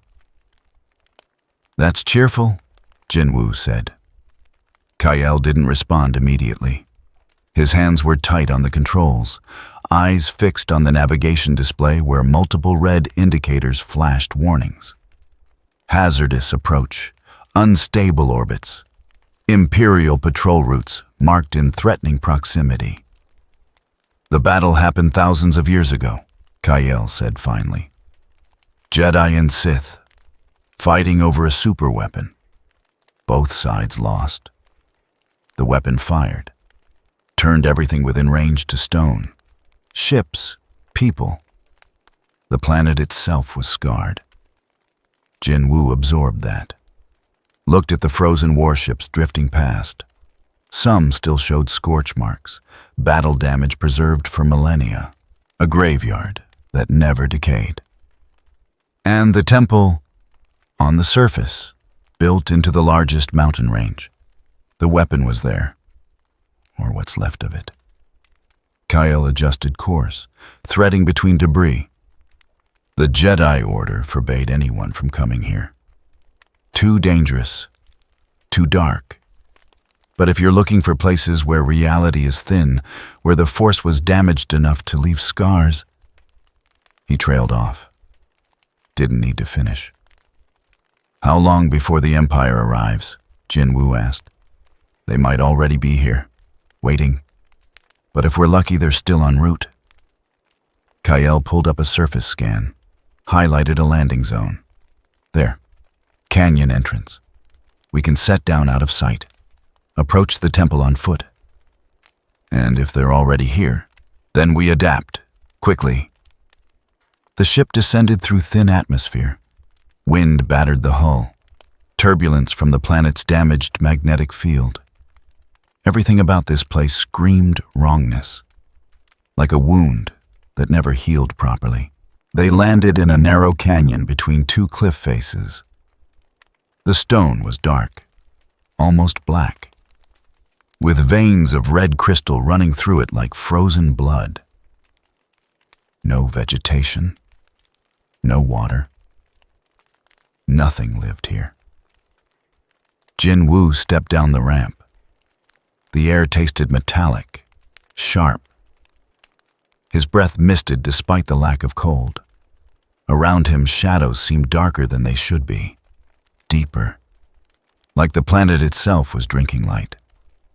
Kyle followed, lightsaber on his belt, pack across his shoulders. He looked around with visible unease.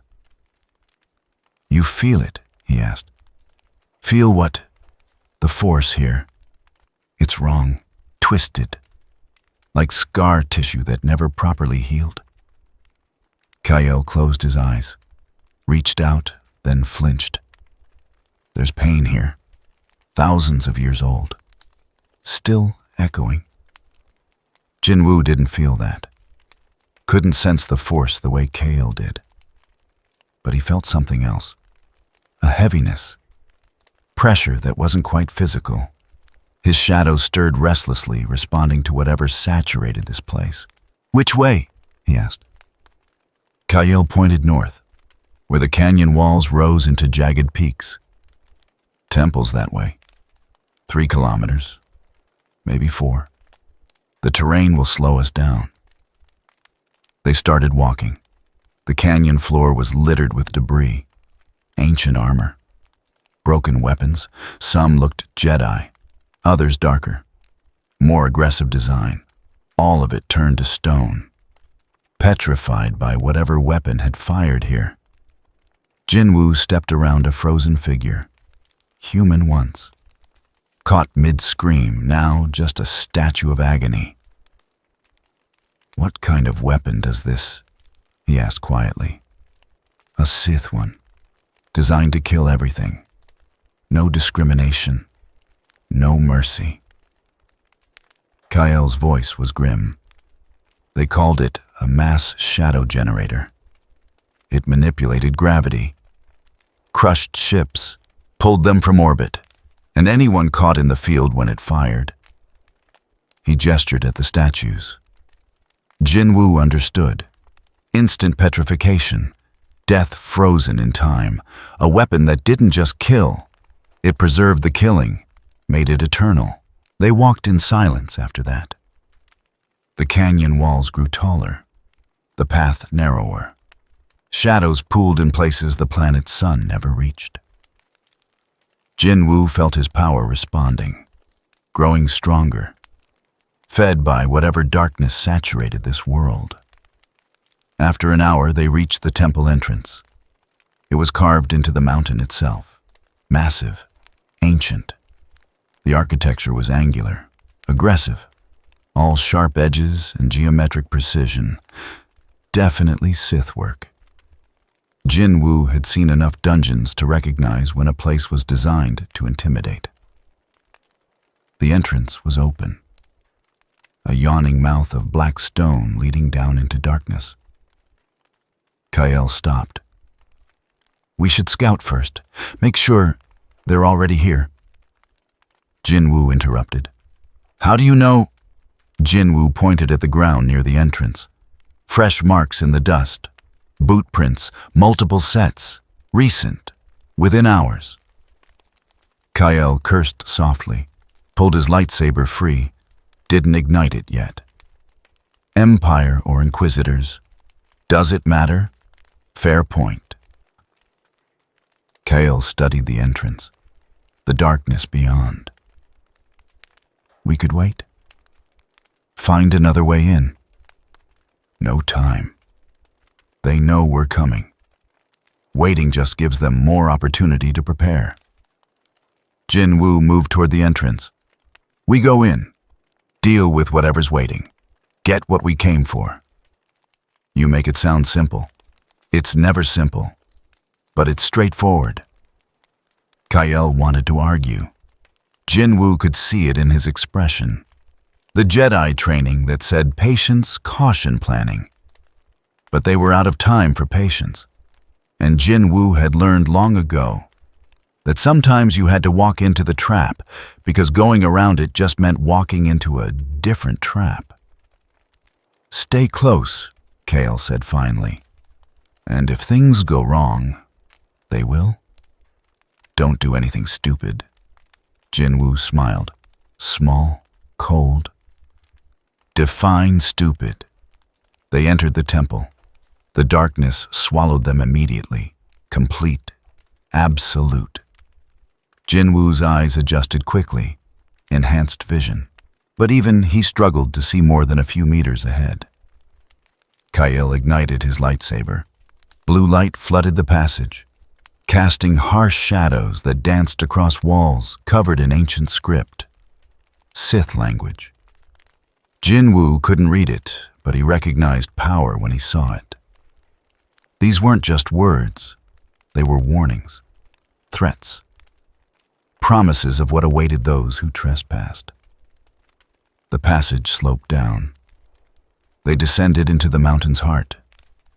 Temperature dropped. The air grew thick, heavy with age and malice. After 10 minutes, the passage opened into a larger chamber. JinWoo stopped, held up a hand. Kyle froze behind him. The chamber was enormous. Pillars rose into darkness overhead. The floor was stone, polished smooth, and scattered across it more statues. But these weren't battle casualties. These were intentional. Figures kneeling, heads bowed, like supplicants before some ancient altar. At the chamber's far end, steps led up to a raised platform, and on that platform sat something that made JinWoo's instincts scream warning. A throne, black stone, covered in the same angular script as the walls. Empty now. But the presence lingered. Like whoever had sat there had left an impression so deep it remained centuries later. Sith throne room, Kyle whispered. This is where they ruled, conducted rituals, broke their enemies. JinWoo took a step forward. His boot echoed in the vast space. The echo didn't fade. It multiplied, repeated, grew louder. Then lights ignited across the chamber. Red, emergency lighting built into the walls, and in that crimson glow, JinWoo saw them. Figures emerging from behind pillars, from alcoves, from the shadows themselves. Armor gleaming, weapons ready, Imperial troopers, dozens of them. And stepping forward from the throne platform, 3 figures in black.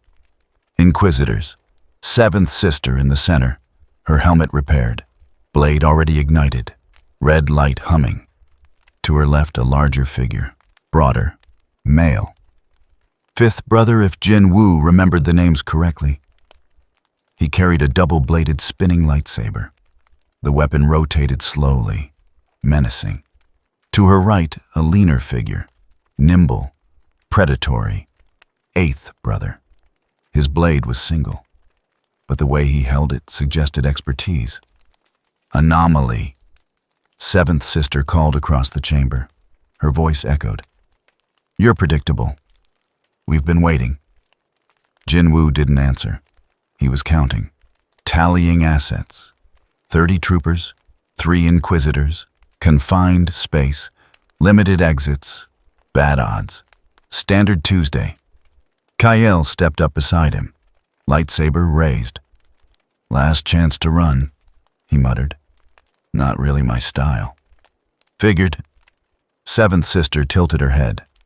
And you brought a Jedi. How thoughtful. 2 prizes for the price of 1. She raised her blade. Lord Vader sends his regards. He'll be disappointed he couldn't be here, but we'll ensure you're properly secured for his arrival. Secured, JinWoo repeated. That's polite for imprisoned. You're learning Imperial vocabulary. Good. It'll make integration easier. JinWoo looked at Kyle. Ready? No. But when has that stopped us? Never. JinWoo raised his hand, snapped his fingers. The shadows in the chamber exploded. They came from everywhere. Every dark corner, every unlit alcove, every space between the pillars. Shadow soldiers by the dozens, rising like smoke, coalescing into solid forms. Silent warriors answering their king's call. The troopers opened fire immediately. Last bolts filled the air, red death streaking across stone. Shadow soldiers took hits. Some dissipated. Others charged through, closing distance, engaging with pure aggression. The Inquisitors moved as one, coordinated, trained. 5th brother spun his blade in wide arcs, creating a barrier of red light that cut through anything approaching. 8th brother moved like water, flowing between shadow attacks, blade striking with surgical precision. 7th sister launched herself forward. Not at the shadows, at JinWoo. She crossed the chamber in seconds, force-enhanced leap, Blade coming down in a killing strike. JinWoo triggered shadow exchange. Swapped with a soldier on the chamber's opposite side. Appeared behind her. Daggers drawn, but she was already spinning. Blade redirecting mid-strike. She'd anticipated, predicted. Their weapons met. Dagger against lightsaber. The energy blades should have cut through, but JinWoo's daggers were forged from something tougher than standard metal. They held. Barely. Sparks showered. Interesting weapons, Seventh Sister said. What are they? Mine. He disengaged.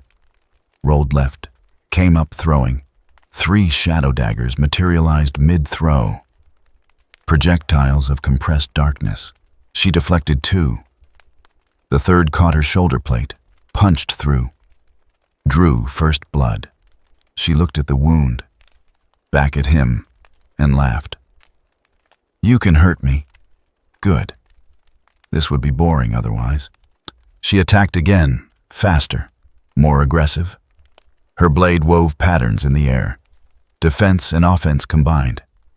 JinWoo gave ground, parrying, dodging, looking for openings. Around them, the battle raged. Kyle engaged fifth brother. Blue blade against red. The Jedi fought defensively. Economical movements. No wasted energy. But JinWoo could see he was struggling.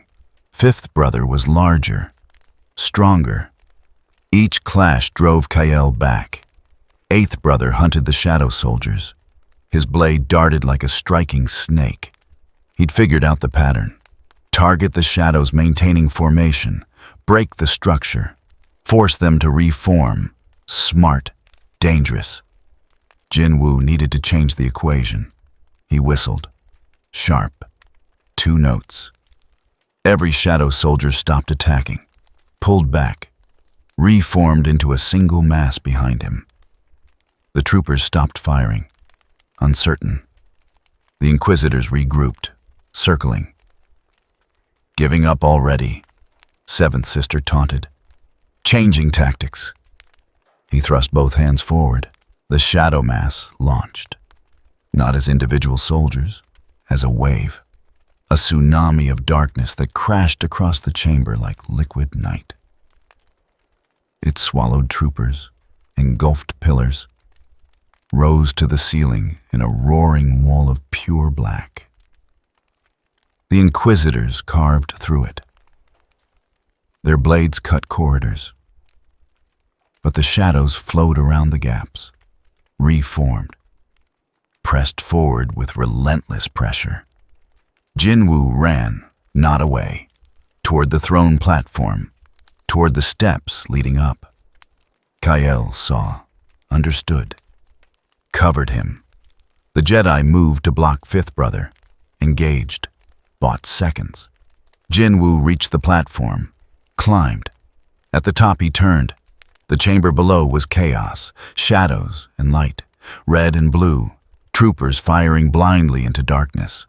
Inquisitors fighting to hold ground. And there carved into the wall behind the throne, he saw it. Symbols. Different from the Sith script. Older.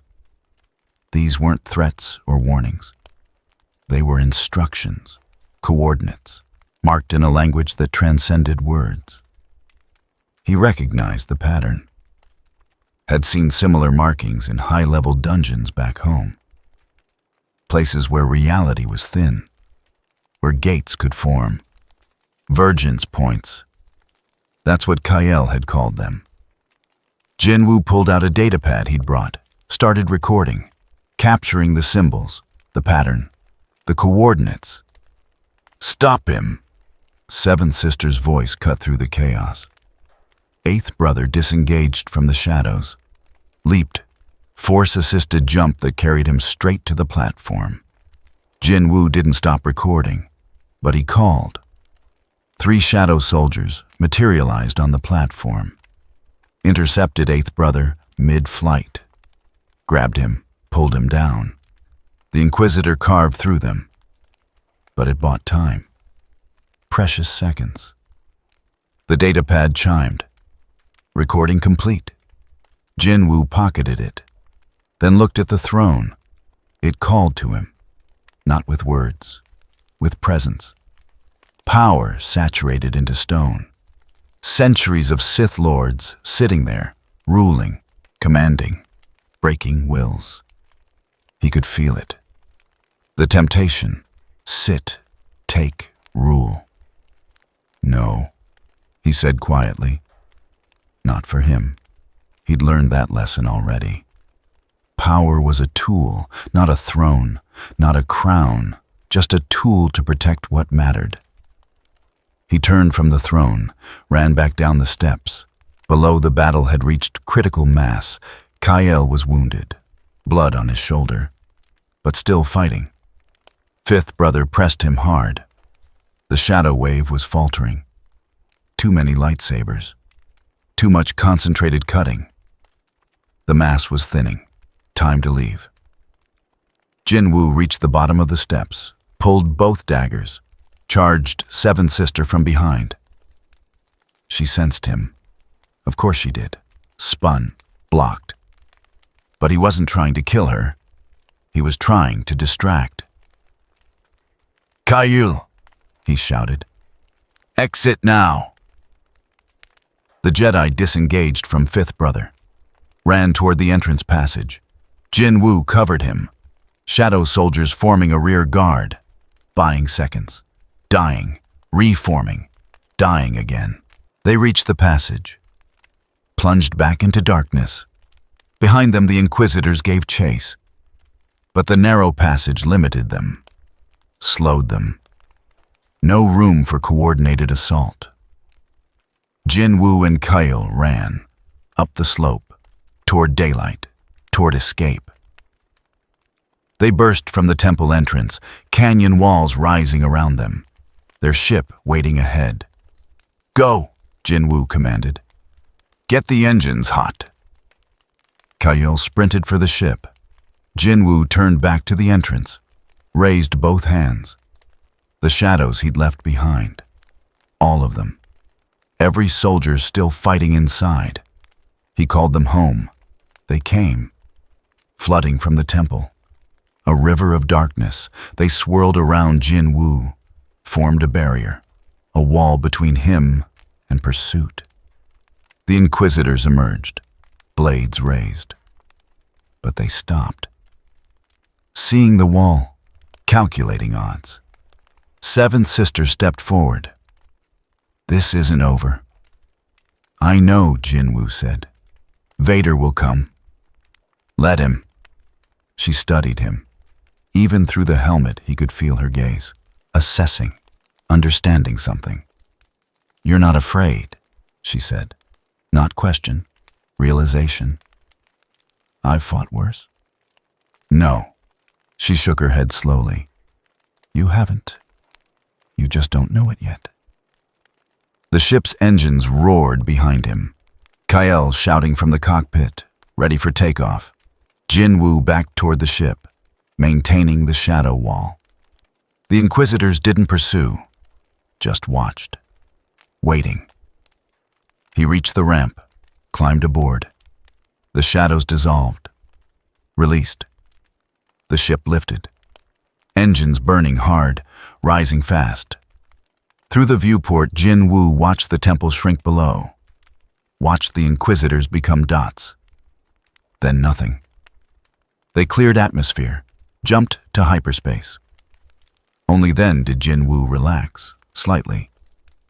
Kyle emerged from the cockpit, bleeding, exhausted, but alive. "You got it?" he asked. JinWoo pulled out the data pad, showed him the recording, the symbols, the coordinates. "I got it. Was it worth it?" JinWoo looked at the symbols, saw the pattern, understood what they meant, where they pointed. "Ask me after we survive what's coming next." Kyle slumped into a seat. "Vader?" "Yeah." "When?" "Soon." JinWoo pocketed the data pad. "But I have something he wants now, information. That gives us leverage, or makes us bigger targets." That too. They sat in silence. The ship hummed around them. Hyperspace streamed past. Behind them, Malachor receded. But ahead, something darker waited. JinWoo knew it, could feel it. The real fight hadn't started yet. This was just the opening move. They jumped 3 times before Kyle felt safe enough to stop. The ship drifted in an empty system. No planets, no stations, just asteroids and the cold silence of deep space. Kyle worked on his shoulder wound while JinWoo studied the data pad. Neither spoke much, both processing what had happened. The coordinates, JinWoo said finally. What do they mean? Kyle finished sealing the wound with medical adhesive. Tested his arm. It would hold. Show me. JinWoo turned the datapad around. The symbols glowed on the screen. Ancient, precise. Mathematical in their arrangement, but artistic in their execution. Kyle studied them. His expression shifted from curiosity to recognition to concern. These aren't just coordinates, he said slowly. They're a map. Multiple locations across the galaxy where the force is weakest. Where reality is thin enough that gates could form, JinWoo finished, or be opened, deliberately. Kyle zoomed in on one cluster of symbols. This location, I recognize it. There was a Jedi temple there, before the Empire. We studied force phenomena, vergences, places where the force pooled or thinned. He swiped to another cluster. This one was a Sith stronghold, abandoned for centuries. JinWoo counted. 7 locations total. 7 known weak points in the fabric of space. Kyle set the datapad down. If you wanted to tear open a rift deliberately, these would be the places to try. Can it be done? The theory existed. Old Sith experiments, Jedi research into hyperspace anomalies. But actually opening a controlled rift, I don't know. The power required would be immense, and the risk, he trailed off. You could tear reality apart, or yourself. JinWoo absorbed that, weighed options. He needed to get home, back to his world. These coordinates were his best chance. But attempting something that could unravel space itself wasn't a decision to make lightly. Which location is safest?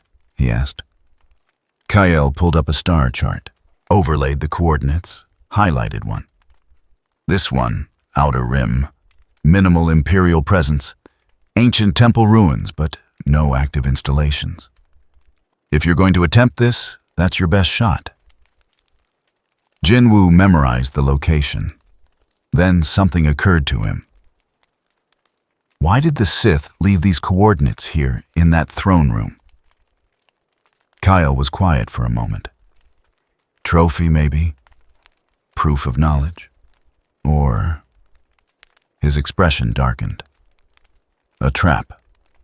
Leave breadcrumbs for anyone seeking power. Lead them to places where attempting to use that power would destroy them. Sounds like something they do. It's exactly what they do. The ship's proximity alarm chirped, soft, insistent. Both men froze. Kyle moved to the cockpit, checked sensors. His face went pale. We have a problem. JinWoo joined him, looked at the display, and understood immediately. A ship had dropped from hyperspace, not nearby, but close enough, and not just any ship.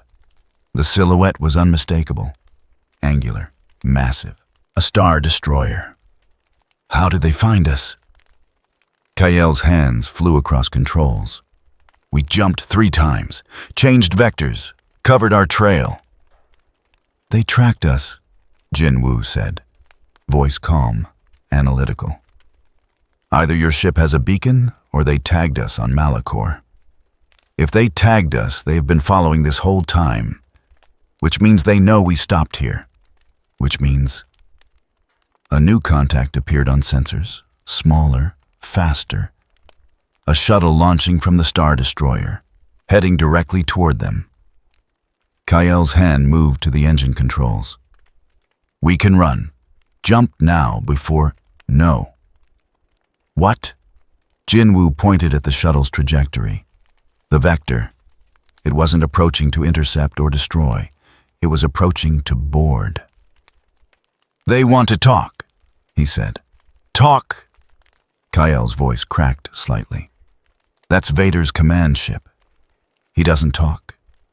He kills. Then he would have fired already. Blown us to scrap. But he sent a shuttle. JinWoo met Kyle's eyes. He wants something. Information. Or me. Either way, running won't work. He'll just follow. Hunt us down. Better to face him now. On our terms. Our terms. Kyle gestured at the Star Destroyer filling their viewport. We're in an unarmed freighter. He has an entire battle group. What terms do we possibly have? We have what he wants. The coordinates, the knowledge of where we're going next. JinWoo moved back to the cargo hold, started preparing. And we have surprise. He expects fear, submission. We give him something else. What defiance, that's suicide. Maybe. Or maybe it's negotiation. Kyle wanted to argue, wanted to say this was insane. But looking at JinWoo's face, seeing the calm calculation there, he realized something. This man had survived impossible situations before. Had walked into dungeons that should have killed him and emerged stronger. He approached death differently. Not as an ending, as another obstacle to overcome. All right, Kyle said quietly. What do you need me to do? Stay on the ship. Keep engines ready. If this goes wrong, jump immediately. Don't wait for me. I'm not leaving you. You will if I order it. Because one of us needs to survive to use these coordinates. And you know the galaxy better than I do. It was cold logic, practical, and Kyle hated that it made sense. Fine, he agreed. But I'm listening in, and if I hear things going bad, I'm coming. JinWoo nodded, then moved to the airlock. The shuttle docked 10 minutes later. Magnetic seals engaged with a heavy clunk. Pressure equalized. The airlock indicator shifted from red to green. JinWoo stood in the cargo hold, alone, hands at his sides, daggers sheathed but accessible. Shadows gathered around him, not soldiers yet, just presence, potential. The airlock opened. 3 figures entered, Imperial troopers, elite by their armor. They took positions, weapons ready but not aimed, guarding. Then he entered. Darth Vader. The cargo hold seemed to shrink. The temperature dropped. His breathing filled the space. Mechanical, steady, inexorable. His cape settled around him like pooled night. His helmet turned, locked onto JinWoo. For 3 seconds neither moved. JinWoo had faced monsters, dragons, demon kings, beings of immense power and ancient malice. But this was different. Vader wasn't just powerful. He was absolute. He embodied something beyond individual strength. He was the Empire's will made flesh. Authority and terror compressed into human form. But JinWoo had learned long ago not to show fear. Fear was information, and he gave nothing freely. "Sung JinWoo," Vader said. The voice was deep, filtered through his mask. It resonated in the bones. The anomaly. That's what your people keep calling me. Because you exist outside the Force, outside the natural order. Vader took 1 step forward. His presence expanded, filled the hold. You should not be possible. Yet here you stand. Here I stand, JinWoo agreed. My inquisitors could not capture you, could not break you. They say you command shadows, that you appear and disappear at will, that you fought 3 of them and escaped. Another step. Impressive, for one who claims no knowledge of our galaxy. I'm a quick learner. Indeed. Vader stopped 3 meters away, close enough to strike, far enough to observe. Show me. It wasn't a request. JinWoo raised his hand. A shadow soldier rose from the deck, silent, featureless. It stood between them like a barrier. Vader tilted his head, studying. Then he raised his own hand. The shadow soldier didn't just dissipate, it was crushed, compressed into nothingness by invisible pressure, gone in an instant. You create life from death, Vader said, but they are empty, hollow, echoes without substance. They're effective. Against lesser opponents, yes. Vader's hand dropped, but against true power, they are nothing. The Force is absolute. It binds the galaxy, connects all living things. Your shadows are disconnected, isolated, weak. JinWoo's jaw tightened, but he didn't respond. Let Vader make his point. You sought knowledge on Malachor, Vader continued. The temple revealed coordinates, vergence points where reality is thin. You believe you can use them to return to wherever you came from. Not a question. Statement of fact. Vader knew. Either through intelligence or through some power JinWoo didn't understand. And if I do, JinWoo asked, then you remove yourself from my galaxy, an acceptable outcome. Vader turned slightly, glanced at the cockpit where Kyle was hidden. But you travel with a Jedi, a survivor of Order 66. That complicates matters. He helped me, that's all. Helped?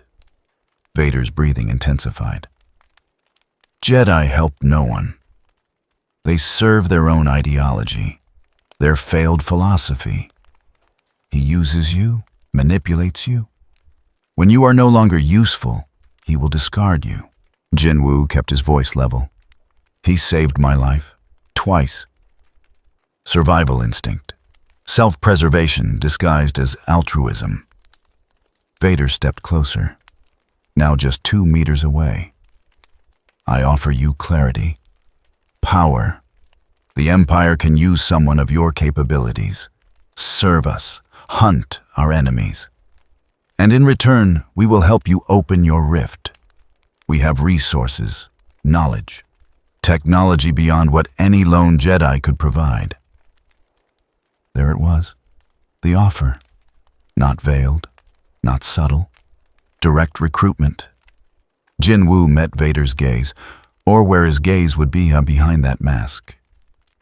And if I refuse, then you die here, now. Your knowledge passes to the Empire. Your body becomes another casualty of galactic order. Vader's hand rose. The choice is simple.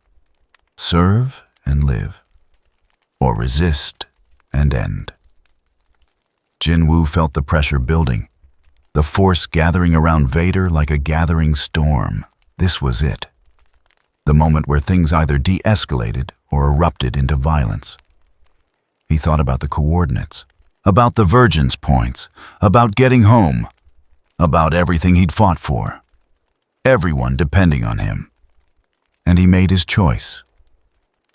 No, JinWoo said quietly. The pressure spiked. Vader's breathing quickened. No. I don't serve, I don't kneel. I protect what's mine and I fight my own battles. JinWoo's hands moved to his daggers. Slow, deliberate. You want to kill me? Try. But you you won't take me easily, and you won't take me alive." Vader was silent. The breathing was the only sound. 5 seconds. 10. Then he lowered his hand. The pressure released. "You have courage. Foolish courage. But courage nonetheless." Vader turned to leave. "Very well. You will have your chance to attempt your rift, but know this. The Emperor is aware of you. He finds you intriguing. And what the Emperor finds intriguing, he claims." He reached the airlock, paused, looked back. "We will meet again, JinWoo. And when we do, you will either kneel or fall. There is no third option." Vader left. His troopers followed.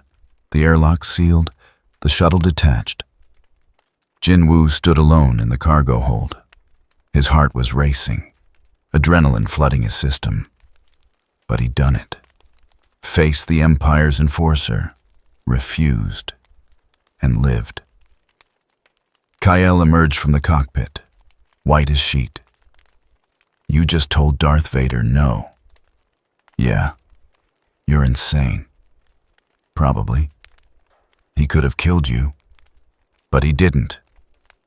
JinWoo moved to the viewport, watched the shuttle return to the Star Destroyer. He wanted to see what I'd do, test me, and I passed or failed, depending on perspective.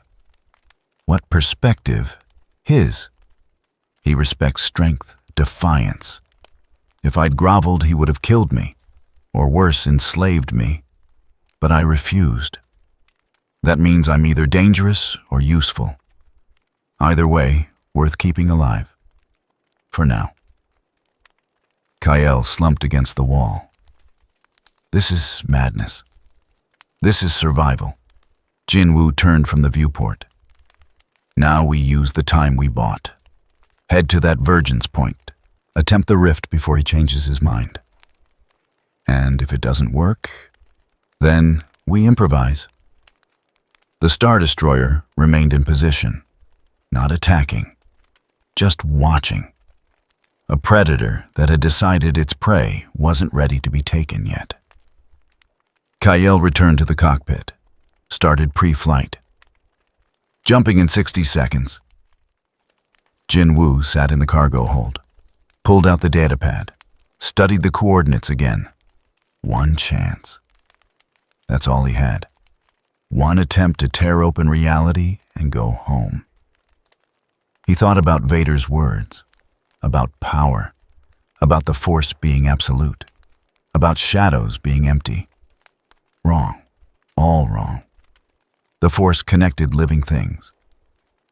But shadows connected to something else, something beyond life and death. The space between, the boundary. And if these Virgin's Points were places where boundaries were thin, where reality could be opened, then maybe his shadows weren't a weakness. Maybe they were exactly what he needed. "Jumping!" Kyle called. The stars stretched, space folded. They vanished into hyperspace. Behind them on the Star Destroyer's bridge, Vader stood before the main viewport, watching the empty space where they'd been. "You let them go, my lord," Seventh Sister said from behind him. "I gave them rope," Vader replied. "To hang themselves, or climb. We shall see which they choose. The Emperor wants him captured. The Emperor will have him. In time." Vader turned from the viewport. "Follow them. At distance.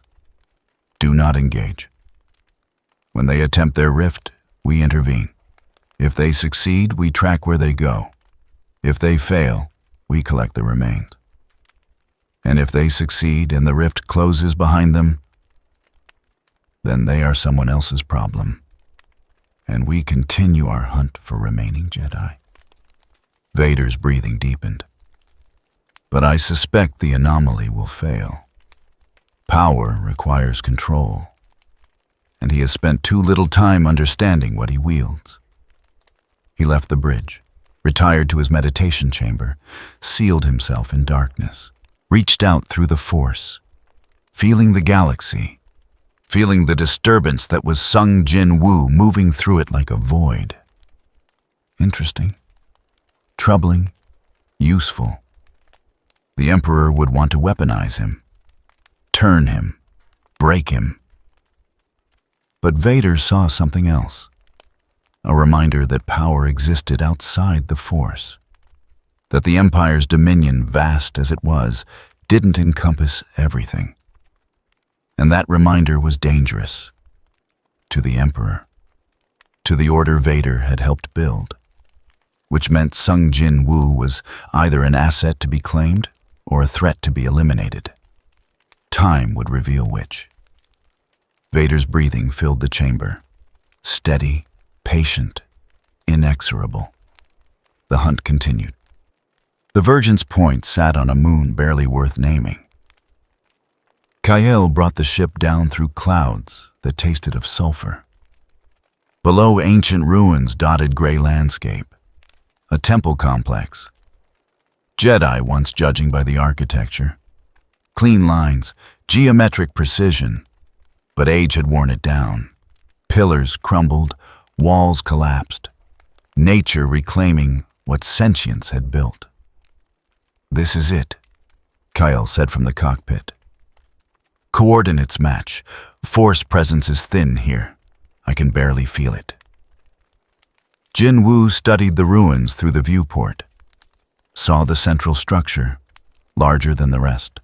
A meditation chamber maybe, or a focal point for whatever force work the Jedi had conducted here.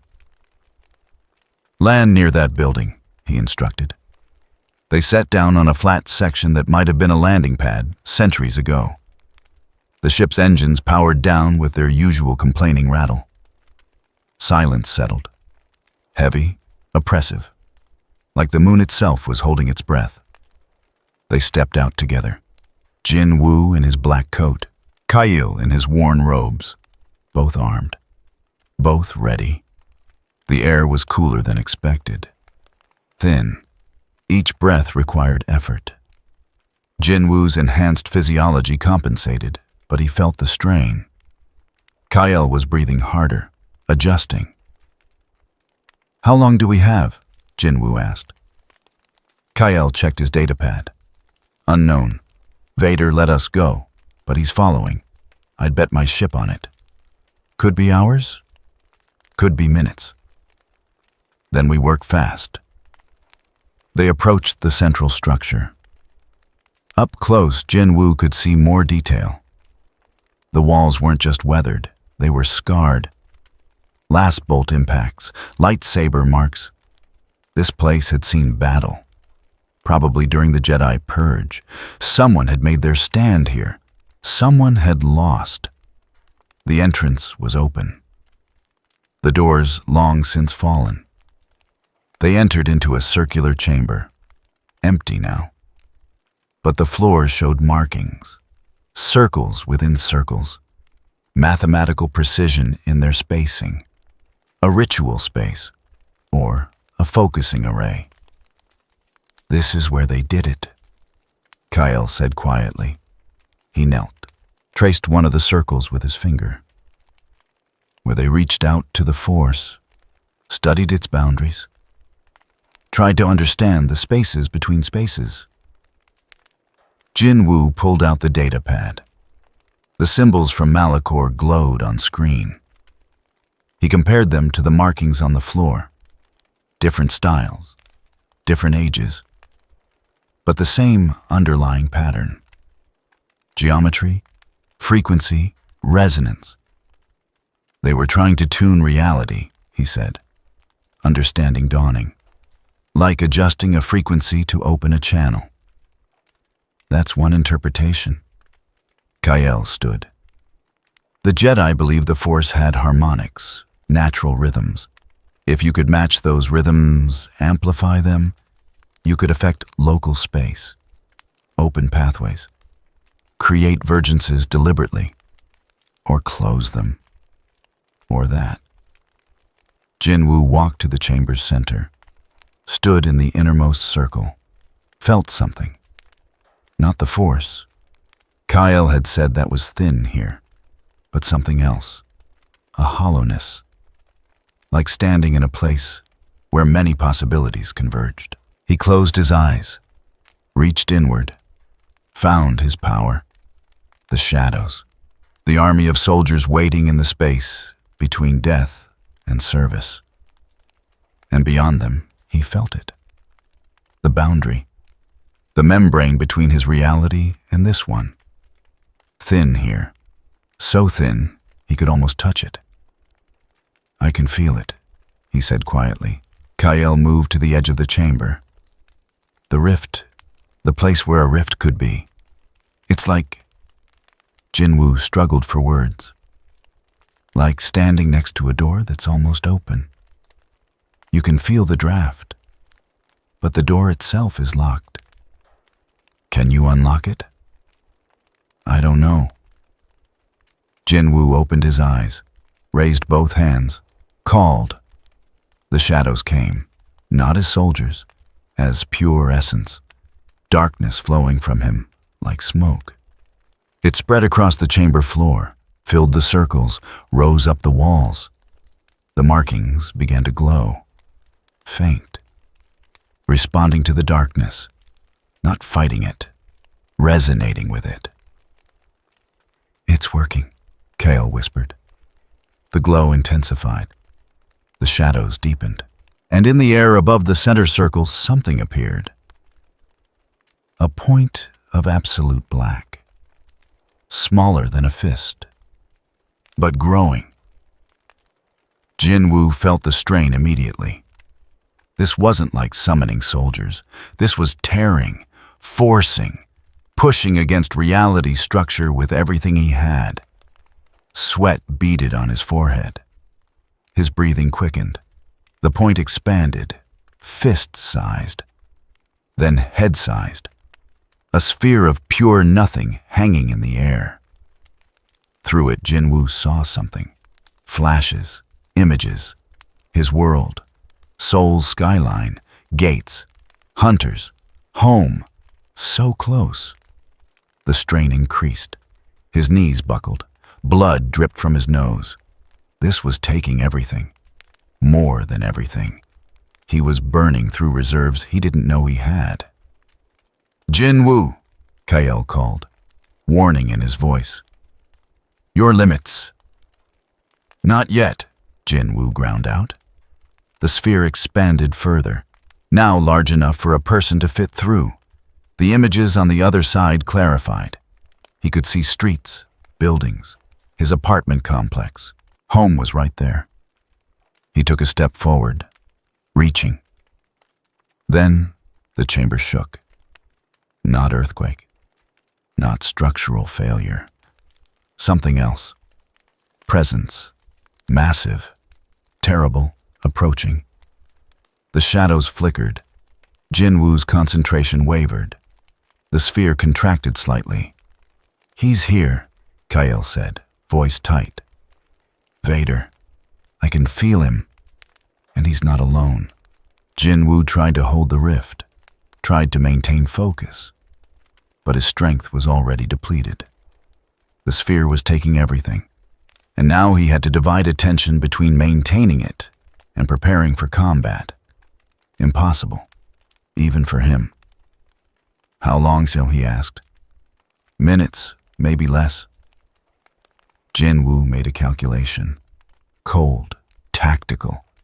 If he tried to go through now, weakened with Vader approaching, he'd likely fail. The rift would collapse mid-transit, scatter him across dimensions, death by fragmentation. But if he stayed and fought, he might not get another chance. Vader would kill him or capture him. Either way, home slipped away. Two choices, both fatal. He needed a third option. Kyle, he said, still holding the rift, still bleeding power into it. Can you amplify this, use the force to stabilize it? Maybe, if I had time. But Vader, Will you try? Kyle hesitated. 3 seconds that felt like hours. Then he moved into the chamber, drew his lightsaber, didn't ignite it yet, just held it, using it as a focus. I'll try, he said. He closed his eyes, reached out.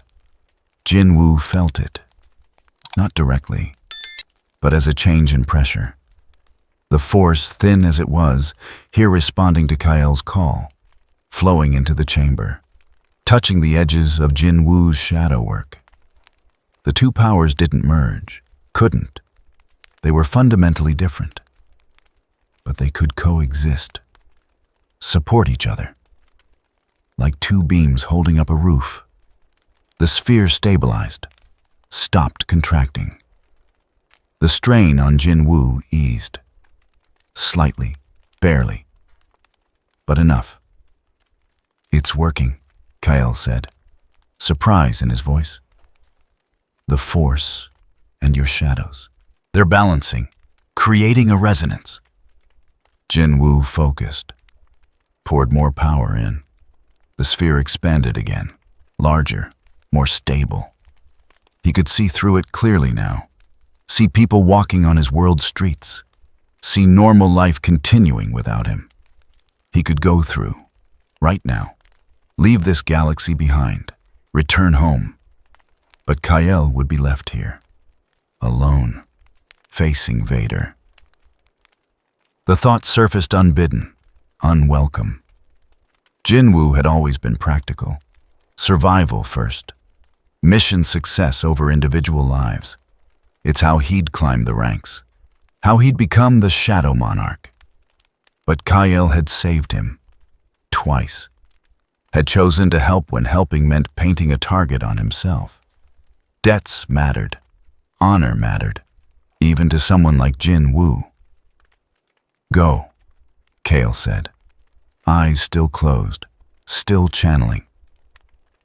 I can hold this for maybe another minute. Then Vader arrives. So go. What about you? I'll manage. I always have. Liar. Kyle smiled. Tight. Pained. Yeah, but polite lie. Now go, before I change my mind about being heroic. Footsteps echoed outside. Multiple sets, heavy boots, troopers forming perimeter. And beneath that, a sound JinWoo had learned to recognize. Mechanical breathing. Vader had arrived. JinWoo looked at the rift, at home, at everything he'd fought to reach. Then he looked at Kyle, at the Jedi who'd chosen to help, to fight, to stand against the Empire one more time, even though it meant likely death. He made his decision. No, JinWoo said. Kyle's eyes opened. What? I'm not leaving you here. JinWoo pulled back, not much, just enough, reducing the power flow to the rift. We fight, together. Then if we survive, we try again. That's stupid. You have your chance. Take it. A chance I'll lose fighting you over. So we fight them instead. Better odds. That's insane logic. It's my logic. The rift flickered, destabilizing without JinWoo's full commitment. Kyle could feel it, could sense the window closing.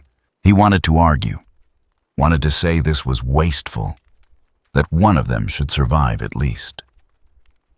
But looking at JinWoo's face, seeing the stubborn determination there, he realized something.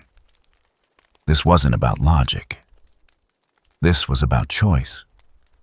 About who JinWoo chose to be when facing the hard calls. And he chose to stand with the person who'd stood with him. Stupid, heroic, human, all three. All right, Kale said quietly. Together then. He released the force, stepped back. The rift collapsed immediately. The sphere contracting, shrinking, gone in seconds. The shadows dissipated. The chamber's glow faded. They stood in darkness, breathing hard, exhausted, but together. JinWoo's shadows gathered around them, not soldiers yet, just potential, ready to become whatever was needed. Kyle ignited his lightsaber. Blue light cut through the gloom. Outside, the footsteps stopped. Arrangement complete. Perimeter set. Trap sprung. Then Vader's breathing filled the entrance. That mechanical rhythm, inevitable as tides. He stepped into view. Cape flowing. Lightsaber already ignited. Red light painting him in crimson. Behind him the three inquisitors. Seventh sister, fifth brother, eighth brother. All blades active. All ready. And behind them 24 troopers. Armed, armored, professional. Overwhelming force. Deliberate overkill. No chances taken. Vader looked at JinWoo. At the empty air where the rift had been. At the collapsed possibility. "You chose to stay," he said, voice carrying across the chamber. "Foolish." "Practical," JinWoo replied. "Fighting you through a collapsing rift seemed worse than fighting you here. You cannot win here. Probably not. But I'll make it expensive." Vader's breathing intensified. "You continue to surprise me. Most flee when given the chance. You stand, even in defeat. Why?" JinWoo thought about that. About all the fights he'd been in, all the times he could have run, but chose to stand. The pattern wasn't courage. It was something simpler. "Because someone taught me that running from fights you can't win just means dying tired," he said. "Better to face it. See what happens. And if what happens is death, then I fought. That's enough." Vader was silent for 3 seconds. Then he lowered his blade slightly, addressed the Inquisitors without looking at them.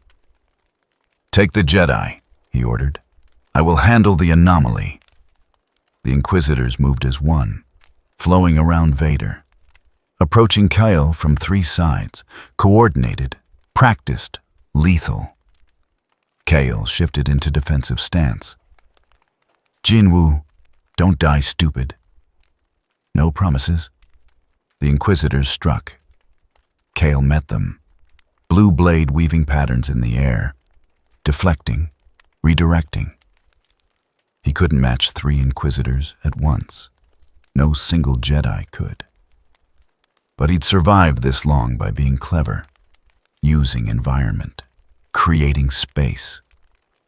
He force-pushed, sent 5th brother stumbling back, gave himself room to engage 8th brother one-on-one for precious seconds.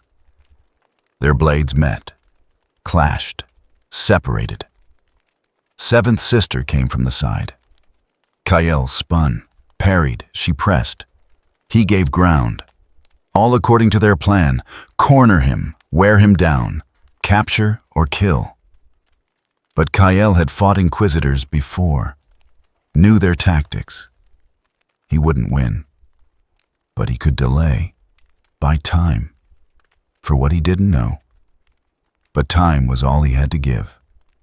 JinWoo faced Vader alone.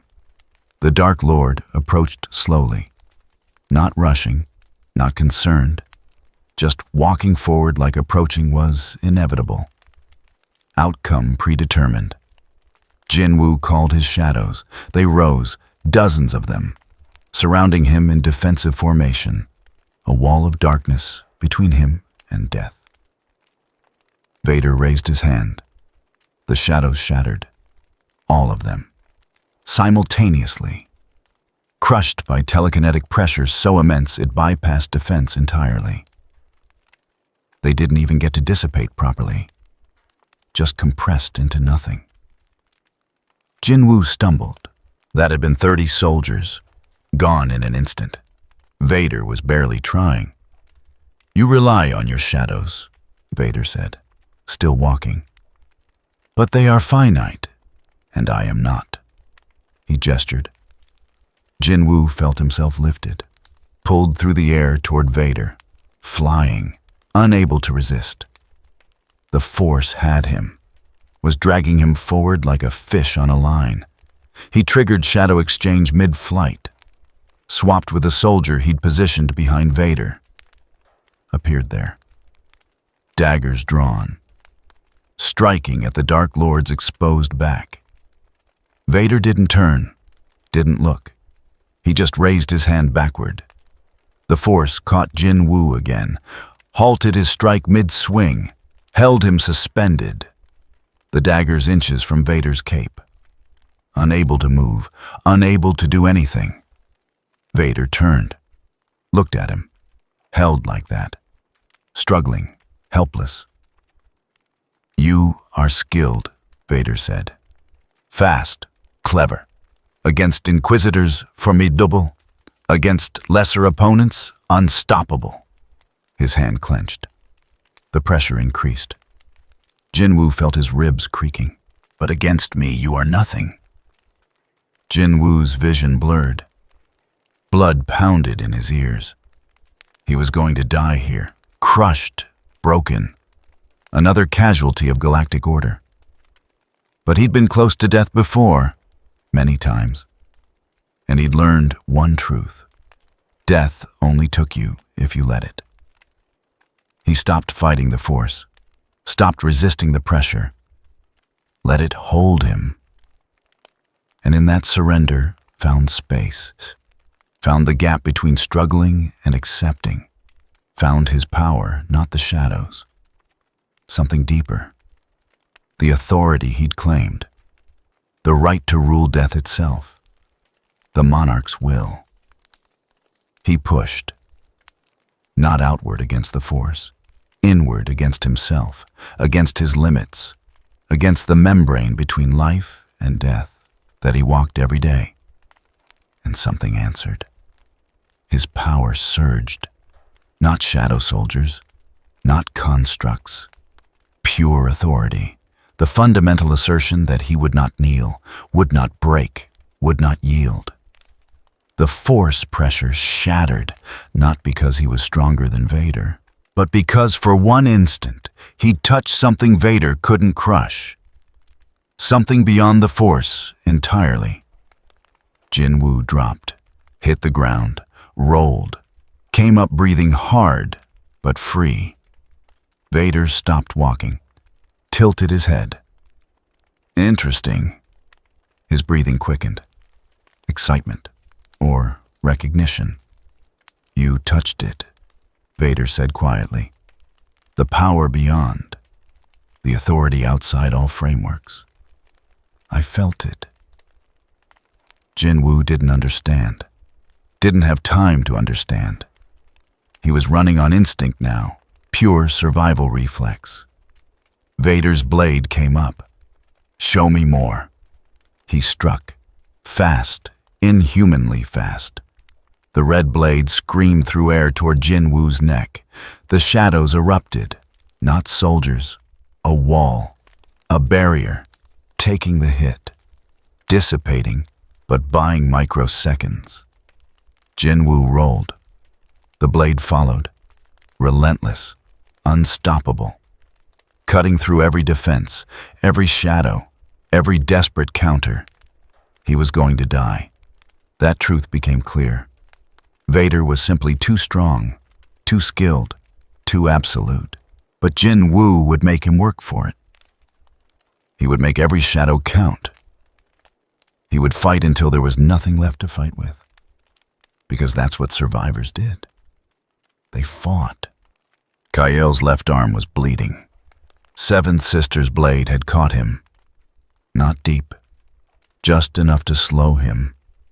Weaken him. Death by 1,000 cuts. That was their strategy. Wear him down. Break his defense through attrition.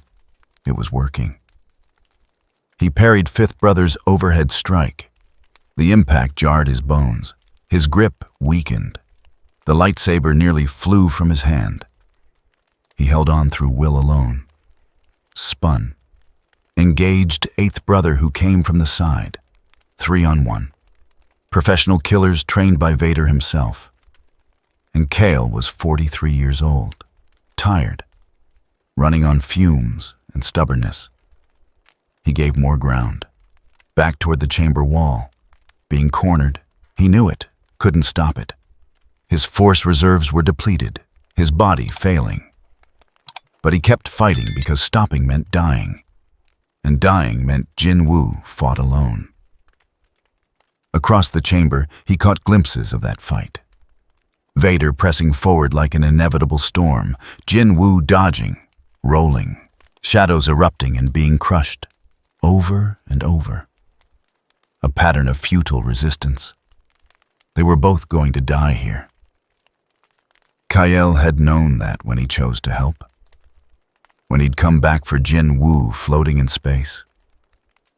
When he'd stood in this chamber and helped open that rift. But knowing didn't make acceptance easier. Seventh Sister's blade came high. Kyle blocked. Fifth Brother struck low.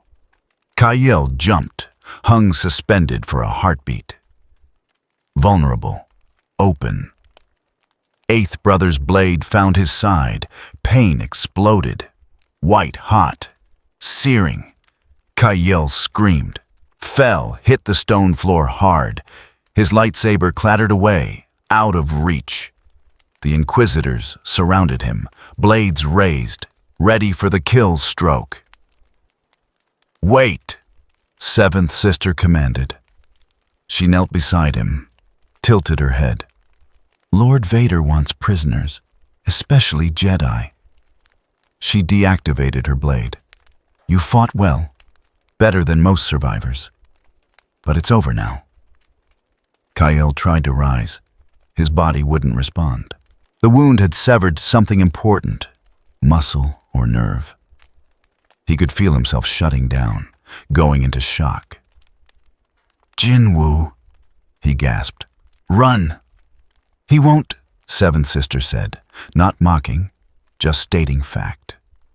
"He chose to stay, made his stand. Now he pays the price, same as you."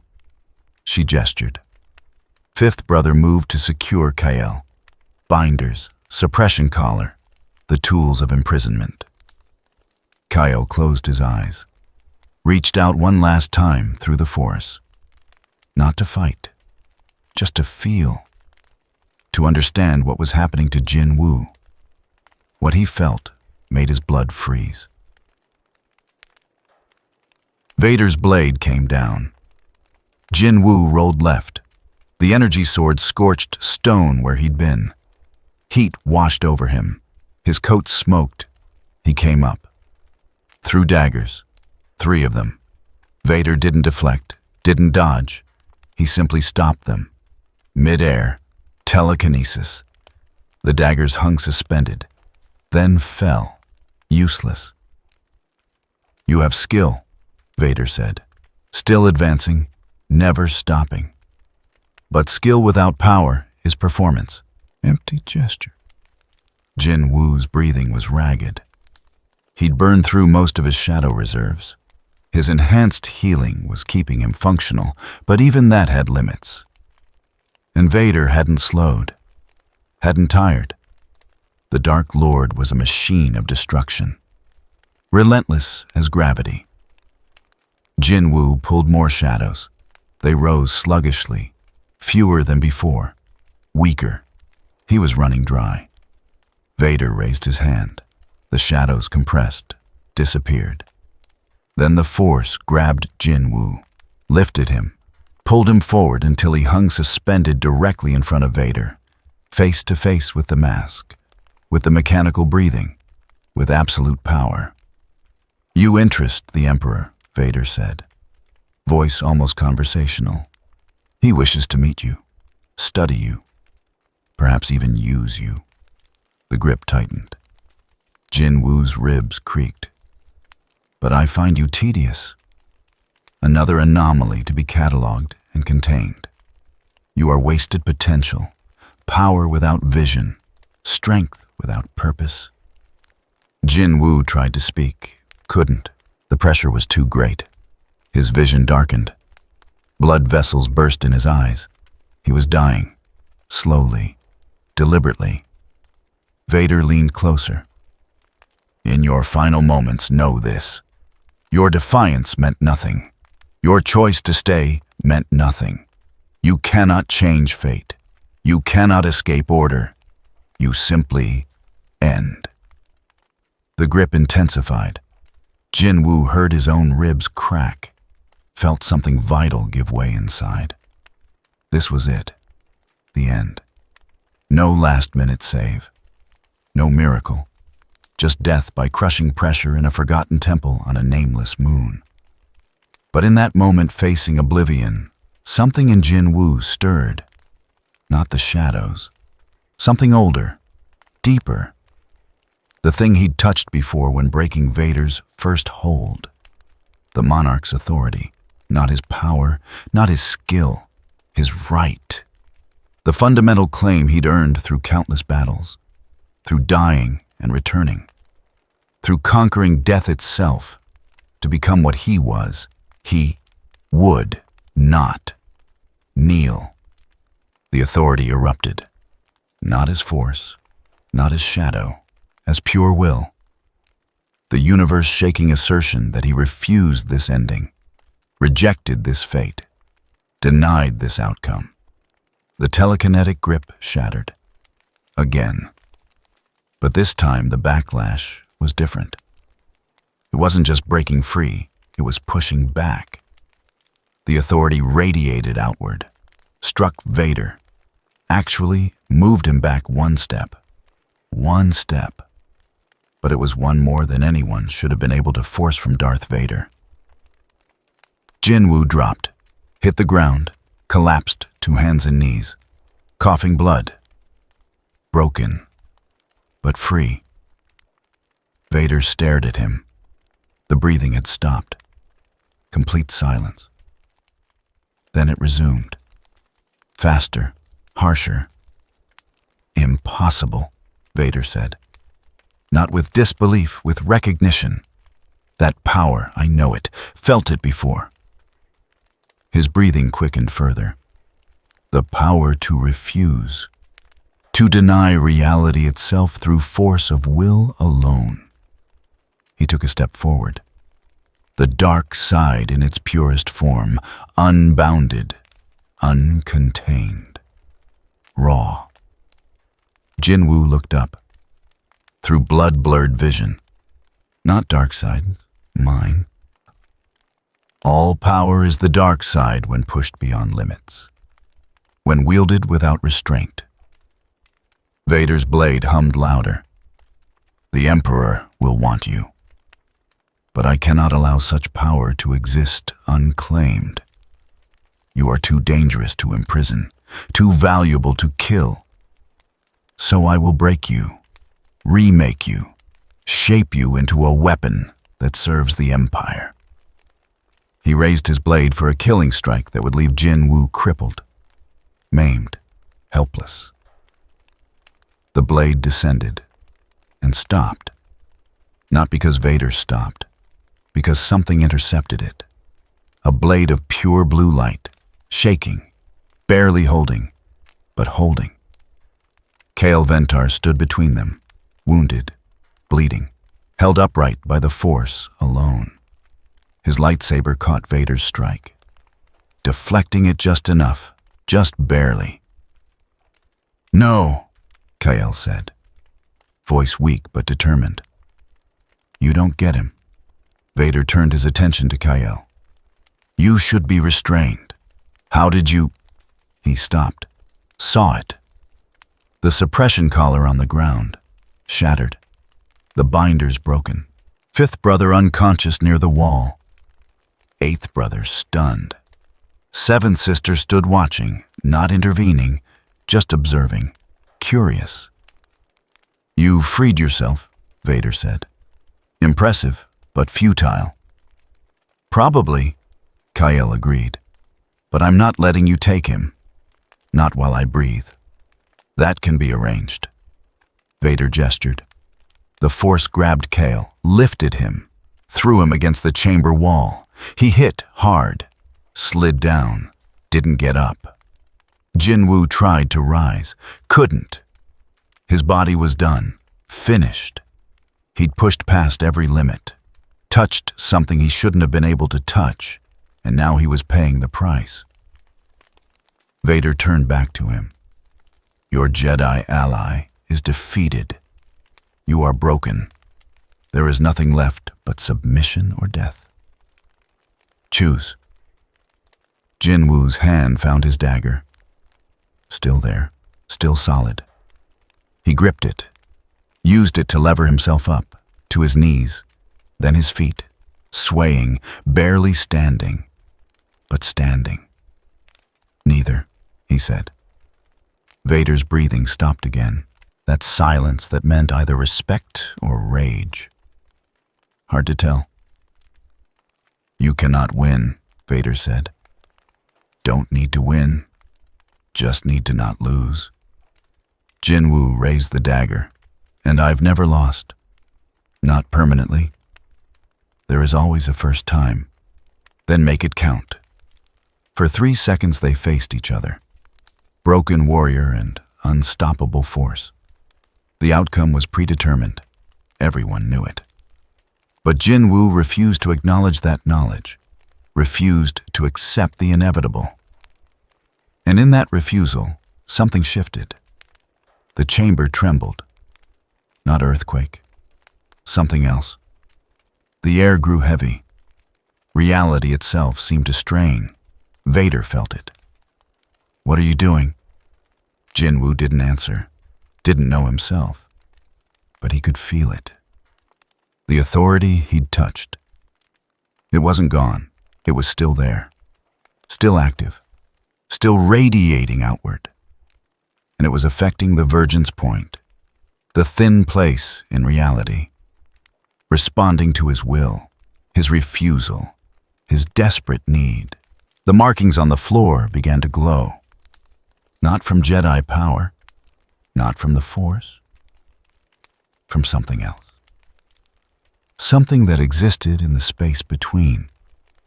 Stop, Vader commanded, hand raising. But JinWoo couldn't stop. The process had started. The authority was feeding into the vergence, into the weakness in reality's structure. And that weakness was responding, opening. The rift tore into existence, not slowly like before, violently. A slash of absolute black cutting through the air above the center circle. Unstable, crackling with energy, wrong in every way, but open.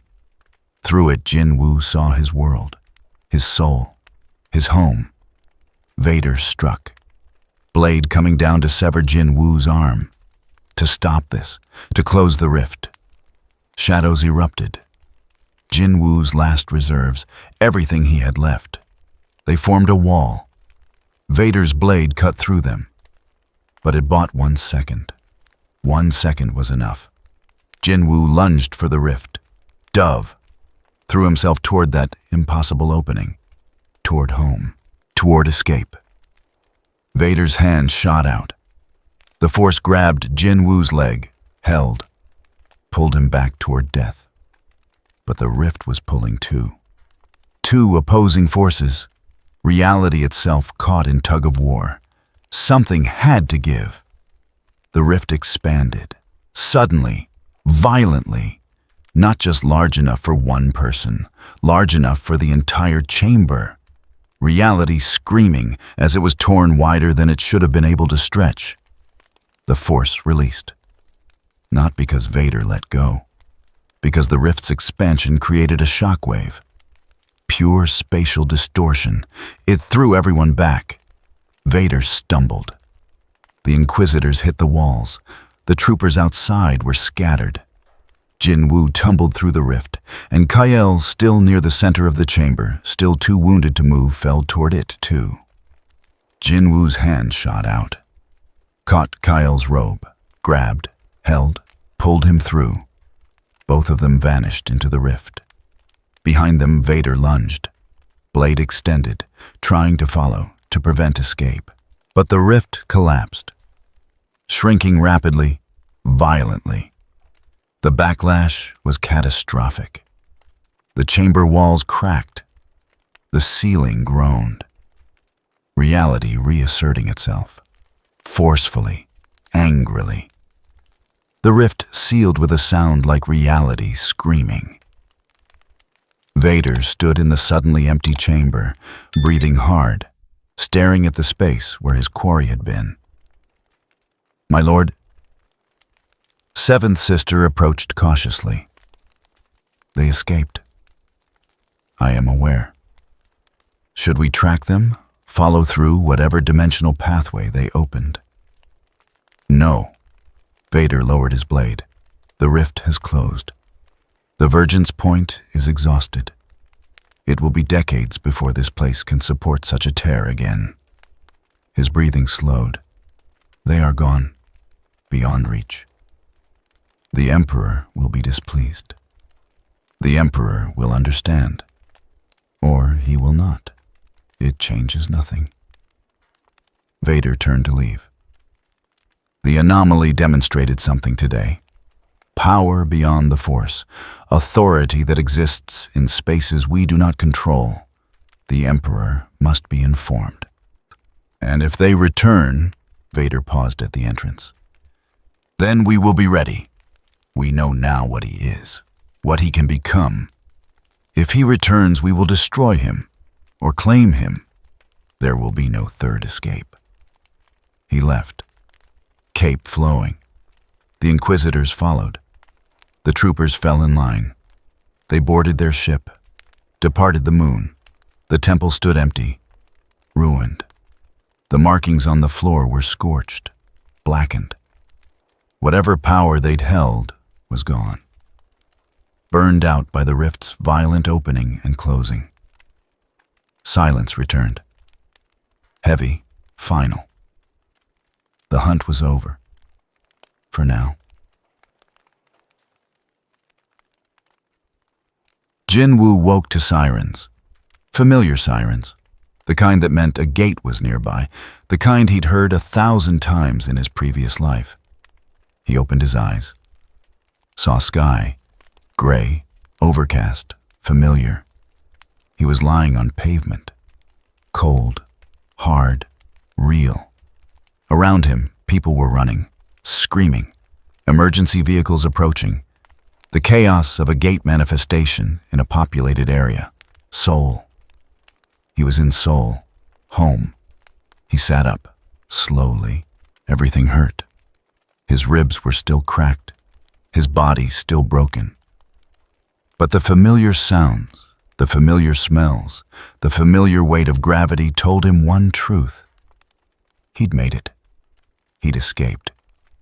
Beside him, Kyle lay unconscious, still breathing, still alive. The Jedi's wound was serious, but treatable. They both needed medical attention, fast. But they were alive, both of them, against every odd, against Vader himself. JinWoo tried to stand, made it halfway before his legs gave out. He collapsed, exhausted beyond measure, but smiling. He'd refused to kneel, refused to lose, and reality itself had bent to honor that refusal.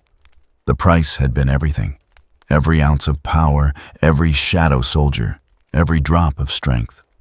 But he was home, and he'd brought someone with him, someone who'd chosen to help, who'd stood with him against the impossible. Hunters were approaching. JinWoo could see them, recognition dawning on their faces. The Shadow Monarch returned, broken but alive.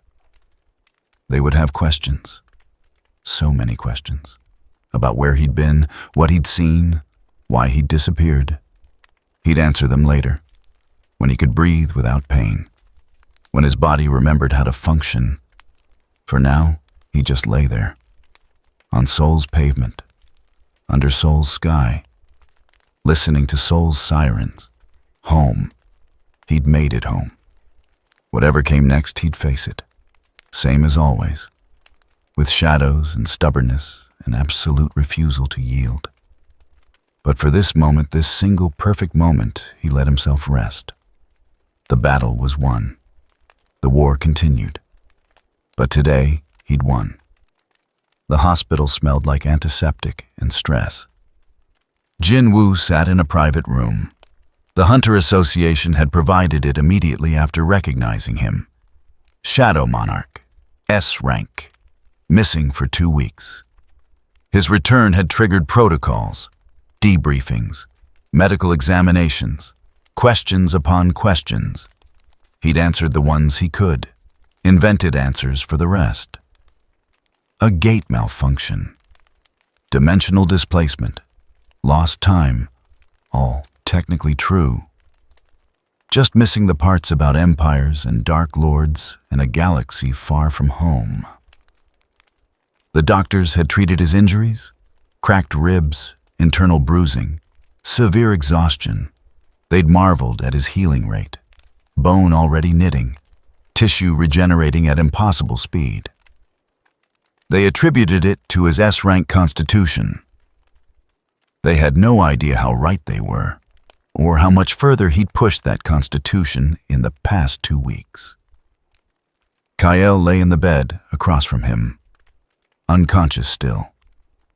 The medical team had stabilized him, treated the lightsaber wound, though they'd been confused by its nature. Cauterized and precise, like nothing they'd seen. JinWoo had called it an experimental weapon. They'd accepted that, for now. The door opened. Woo Jin-chul entered, Hunter Association Director. Gray hair, sharp eyes that missed nothing. He carried a datapad and the weight of bureaucracy. "Hunter Sung," he said formally. "You're looking better."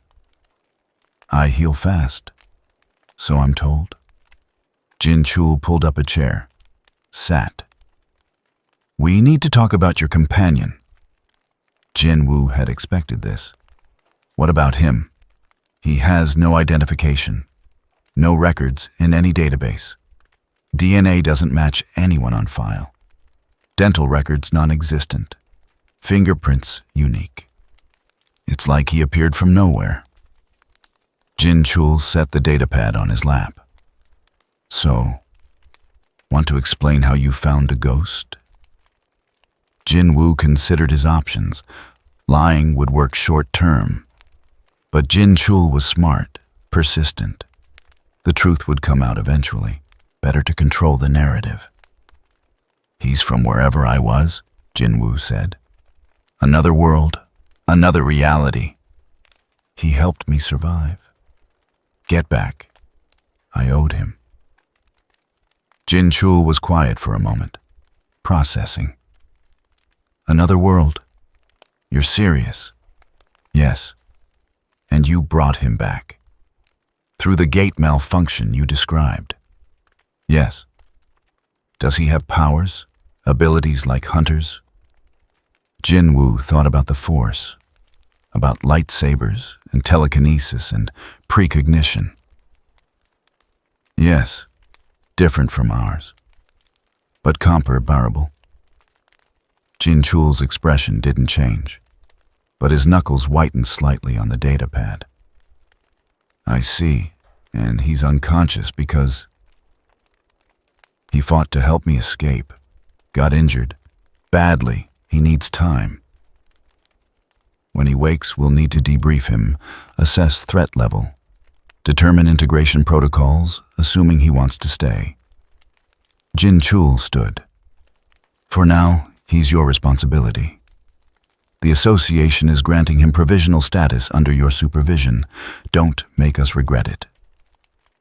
"I won't." Jin-chul moved to the door, paused. "Hunter Sung, whatever happened to you out there, whatever you saw, it changed you. I can see it. Just make sure that change doesn't become a problem." He left before JinWoo could respond. JinWoo sat in the quiet room, listened to the monitors beeping, to Kyle's steady breathing, to the muted sounds of Seoul outside the window. Changed. Yes, he'd been changed. had touched something in that desperate moment facing Vader, something he didn't fully understand yet. The monarch's authority pushed beyond its limits, beyond death, beyond shadows, into something raw. He'd need to explore that, carefully. Understanding new power was survival skill, but that could wait. For now, he had a Jedi to watch over, and questions to prepare for when that Jedi woke. Kael's dreams were troubled. He saw Order 66 again, the betrayal. Clone troopers turning, firing on their Jedi commanders, the temple burning, masters falling, Padawans hunted, the systematic execution of everything he'd sworn to protect. He saw himself running, hiding, surviving when so many didn't. The guilt of that survival crushing him. He saw Vader. That mechanical breathing, that absolute power. The knowledge that this was what Anakin Skywalker had become. A weapon. A monster. Everything a Jedi was trained not to be. And he saw JinWoo, standing defiant, refusing to kneel even as his body broke, touching something that made even Vader pause. Power that existed outside all frameworks, all rules. Hope, dangerous hope, the kind that got people killed. The dreams shifted, showed him a rift, a tear in space, falling through, reality screaming, then silence, different silence, new silence. He woke. The ceiling was wrong, too smooth, too white. Medical equipment hummed around him. Monitors beeped steady rhythms. Everything was clean, sterile. Not Star Destroyer gray, not Imperial white, just modern. He tried to sit up. Pain lanced through his side. The wound. Right. Eighth brother had gotten him there. Easy. JinWoo's voice. Calm, close. Kael turned his head, saw JinWoo sitting in a chair, looking better than he had any right to look after being crushed by Vader. Bruised, but functional. Healing. We made it, Kael said. Voice rough, dry. We made it. Your world, my world. Seoul, South Korea, Earth. JinWoo handed him water. Kael drank gratefully. You've been unconscious for 3 days. 3 days. Kael processed that. Tried to reach out through the Force. Felt nothing. Not absence, not void. Just quiet. Like the Force was distant here. Muted. Background noise instead of constant presence. I can't feel it, he whispered. The Force. It's barely here. That's what you call it, the Force. JinWoo leaned back. There's something here. Mana. Magic. Energy that hunters use. Maybe it's related. Maybe it's different. But it's weaker than what you're used to. Kael let that sink in. He was in a reality where the Force was diminished, where his connection was crippled. He'd be weaker, slower, less capable of the abilities he'd spent his life mastering. He should have felt devastated. Instead, he felt relief. I can rest, he said, more to himself than JinWoo. No Empire hunting me, no Inquisitors, no having to hide what I am. You'll still need to hide what you are. Just different reasons. This world has its own dangers, its own politics. JinWoo gestured at the room. But you're right. No Empire. They can't reach here. Vader can't reach here. You're safe. Safe. Kael tested the word. It felt foreign, like a language he'd forgotten. He'd spent so long running, hiding, looking over his shoulder that safety seemed impossible. But it was true. He was impossibly far from the Empire, from Vader, from everything that wanted him dead. "What now?" he asked. "Now you heal. Get your strength back. Then we figure out what comes next." JinWoo's expression was neutral, practical. "You helped me survive there. I'll help you survive here. Fair trade." "Fair trade," Kale agreed. He looked at his hands, calloused, scarred, the hands of a warrior, a survivor. "My lightsaber. Do I still have it?" JinWoo reached under the bed, pulled out the cylindrical hilt, handed it to Kyle. Kyle held it, felt its familiar weight.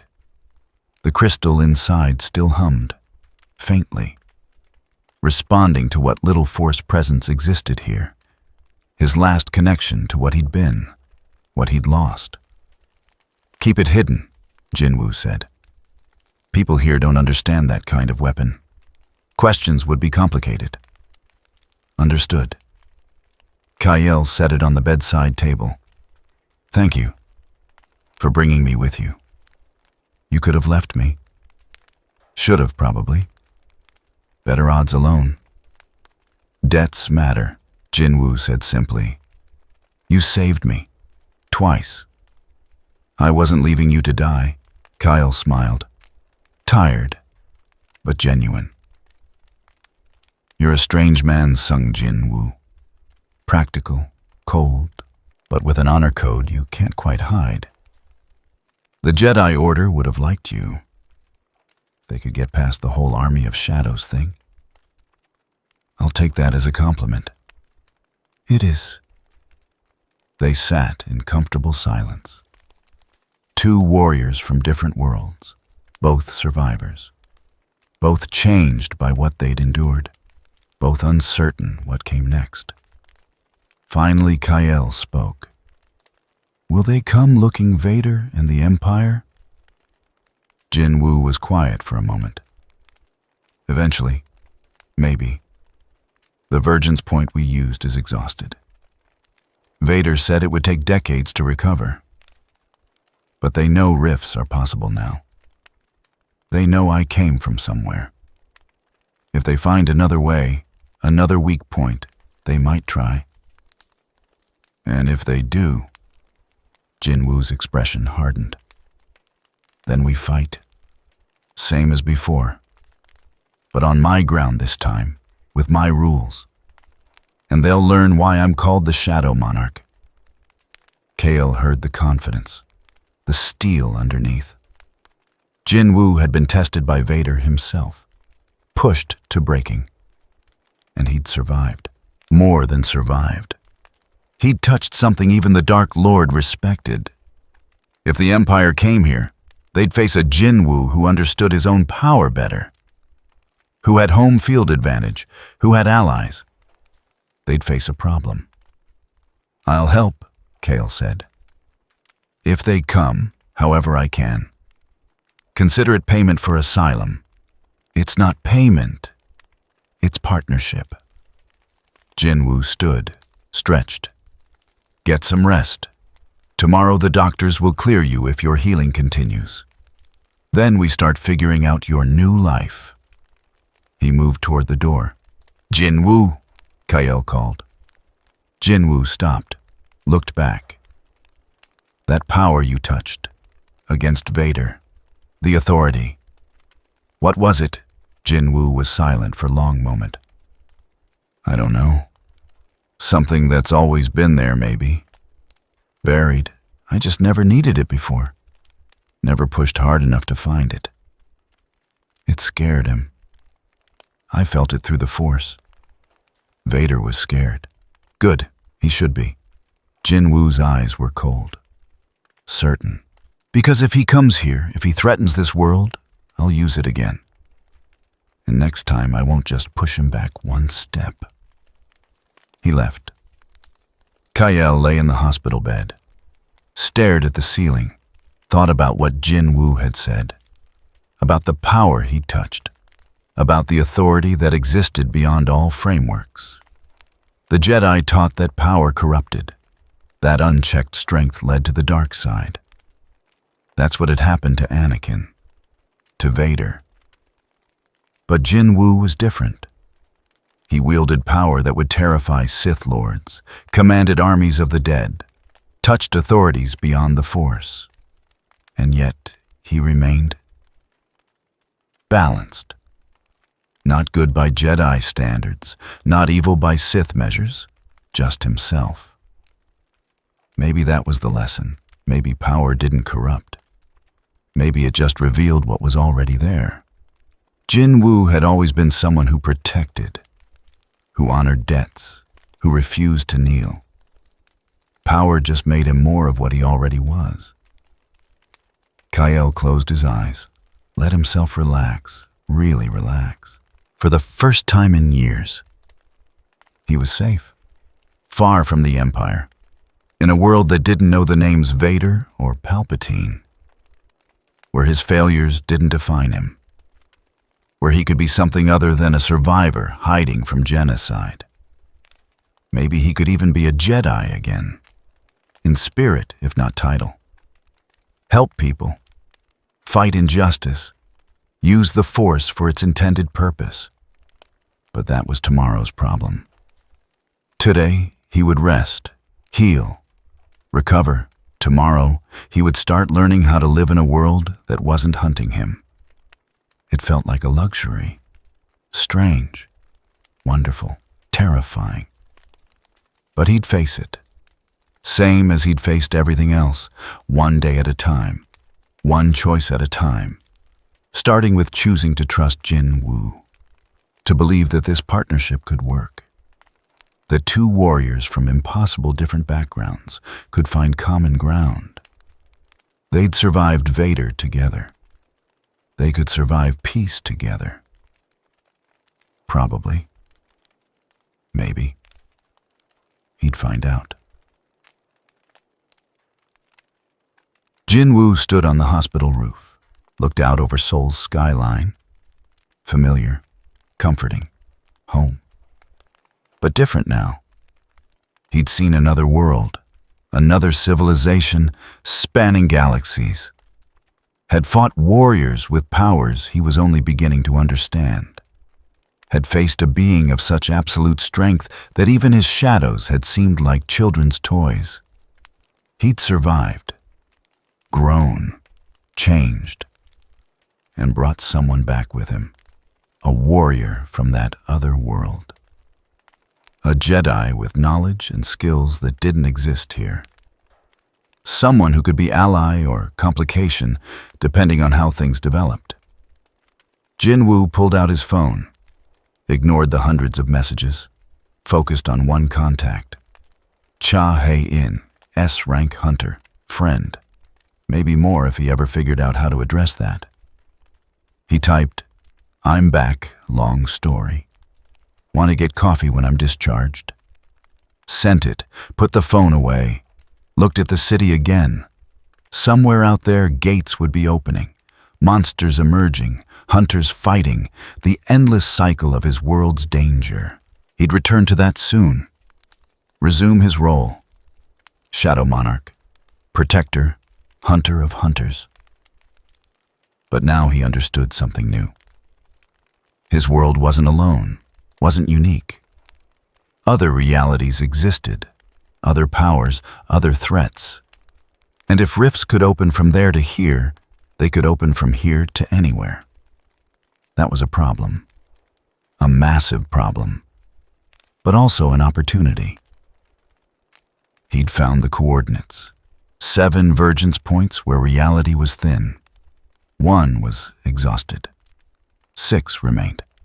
If he needed to return to that galaxy, if threats emerged from there, if Vader somehow found a way through, he could meet them, fight them, on terms he understood better now. But that was future trouble, speculation.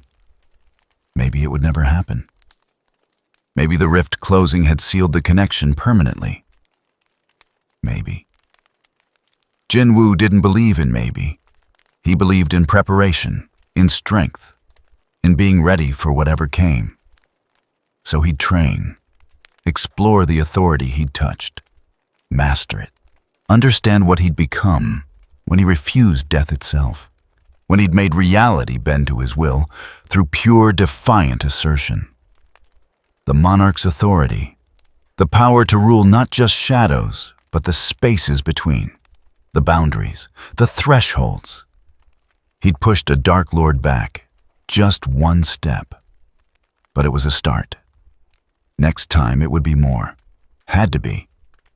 Because if Vader came, JinWoo needed to be ready.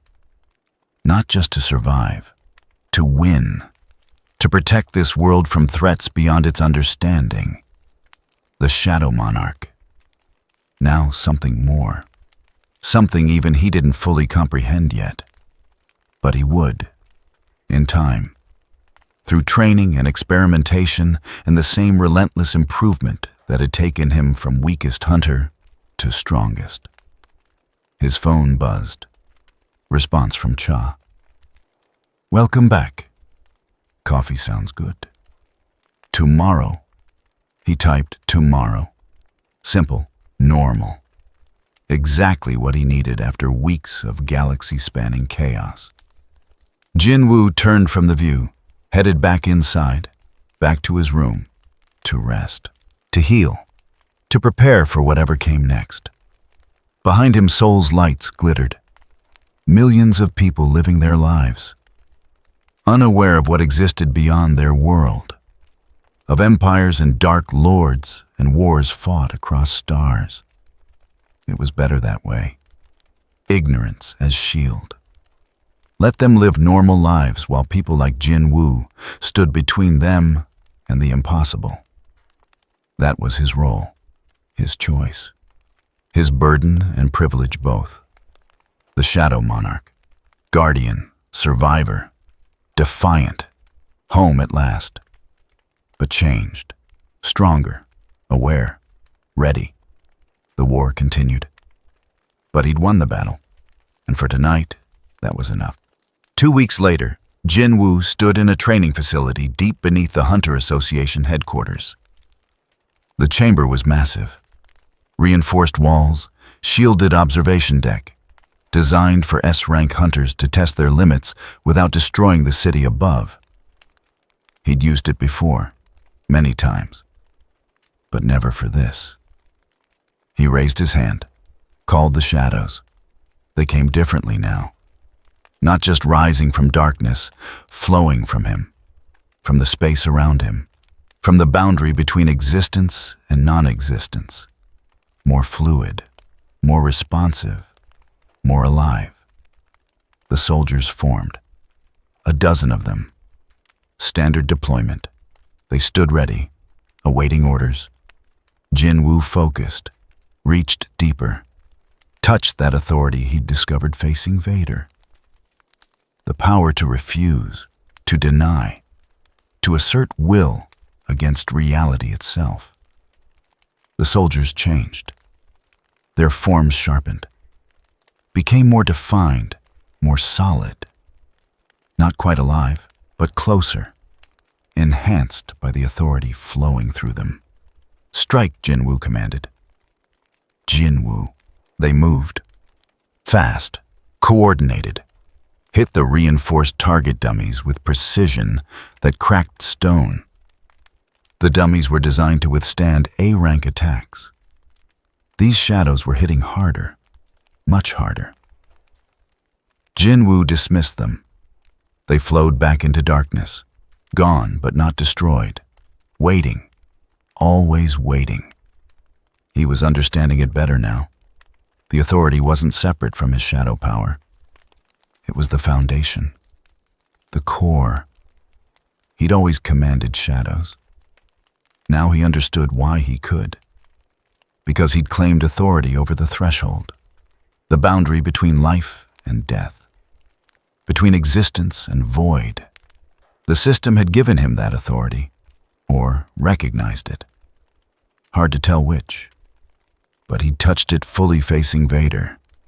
And now he could use it deliberately, consciously, not just in desperate moments. It changed everything. The observation deck door opened. Wu Jin-chul descended the stairs, stopped at a safe distance, watched JinWoo with calculating eyes. "Your output has increased," Jin-chul said. "Not question, statement of measured fact. By approximately 40% according to our instruments." "Has it?" JinWoo kept his voice neutral. "Whatever happened to you, wherever you went, you came back stronger." Jin-chul crossed his arms. "The association needs to know if you're stable, if there are risks, if what you encountered might follow you here." JinWoo considered how much to reveal, decided on partial truth. "I'm stable. The power is under control, and yes, there's risk something might follow. But if it does, I'll handle it." That's not reassuring. It's honest. Jin-chul was quiet for a moment. "Your companion, Kyle, he's been cooperative, answering questions, demonstrating his abilities in controlled settings. He's different. His power source isn't mana. It's something else. Something our instruments barely detect. He's from somewhere else. Different rules, different energy." JinWoo turned to face Jin-chul fully. "He's also trustworthy. He fought beside me, saved my life. I vouch for him completely. Your word carries weight. The association will grant him hunter status, provisional A rank pending further evaluation." Jin-chul pulled out a data pad. "But he'll need training, our protocols, our methods, and he'll need to integrate, learn the language better, adapt." "He will. He's a survivor. Adaptation is what he does." "Good." Jin-chul set the datapad aside. "Hunter Sung, off the record. What did you see out there? What's really waiting beyond our world?" JinWoo thought about how to answer, about star destroyers and lightsabers and empires spanning galaxies, about a force that bound everything, about a dark lord who could crush him with a gesture. "Things that make our S-rank gates look manageable," he said finally. "Civilizations that have been fighting wars for thousands of years. Power that makes our strongest hunters look like children, and threats that could destroy our world if they ever found a way here." Jin-chul's expression didn't change, but his posture tensed. "Can they find a way?" "Not easily. The connection point I used is burned out. But there are others. Theoretical locations where barriers are thin. If someone over there really wanted to find us really committed resources, they might succeed, eventually. Then we need to prepare. Defensive measures, research, understanding. That's why I'm training. Why I'm pushing my limits. Because if they come, someone needs to stand between them and Soul. Between them and Earth." JinWoo met Jin-chul's eyes. "That someone is me." Jin-chul studied him, seeing the determination, the cold certainty. "You've always been protective of this world. But this is different. This is personal. I met someone there, fought him, barely survived." JinWoo's voice was level, factual. "He's the strongest thing I've ever faced. And he let me go, not because I beat him, but because he chose to. If he comes here, if he brings his full force, we need to be ready. We will be, whatever it takes." Jin-chul moved toward the stairs, paused. "For what it's worth, I'm glad you made it back. The world needs its shadow monarch." He left. JinWoo stood alone in the training chamber, looked at his hands, at the shadows pooling around his feet, at the power that had grown evolved, transformed. He'd faced Vader, survived, come home. But the encounter had left marks, not just physical, psychological, strategic. He knew now what real power looked like, what absolute strength meant. And he knew he wasn't there yet. Vader had toyed with him, tested him, let him escape because the outcome was never in doubt. That had to change. JinWoo would train, grow, master the authority he'd discovered, push it further. Because next time, if there was a next time, he wouldn't just survive, he'd win. Mo. Kyle sat in a small apartment the Hunter Association had provided. 2 rooms, basic furniture, a window overlooking Seoul's sprawl. More than he'd had in years of hiding in caves and abandoned stations. He held his lightsaber, not ignited, just feeling its weight.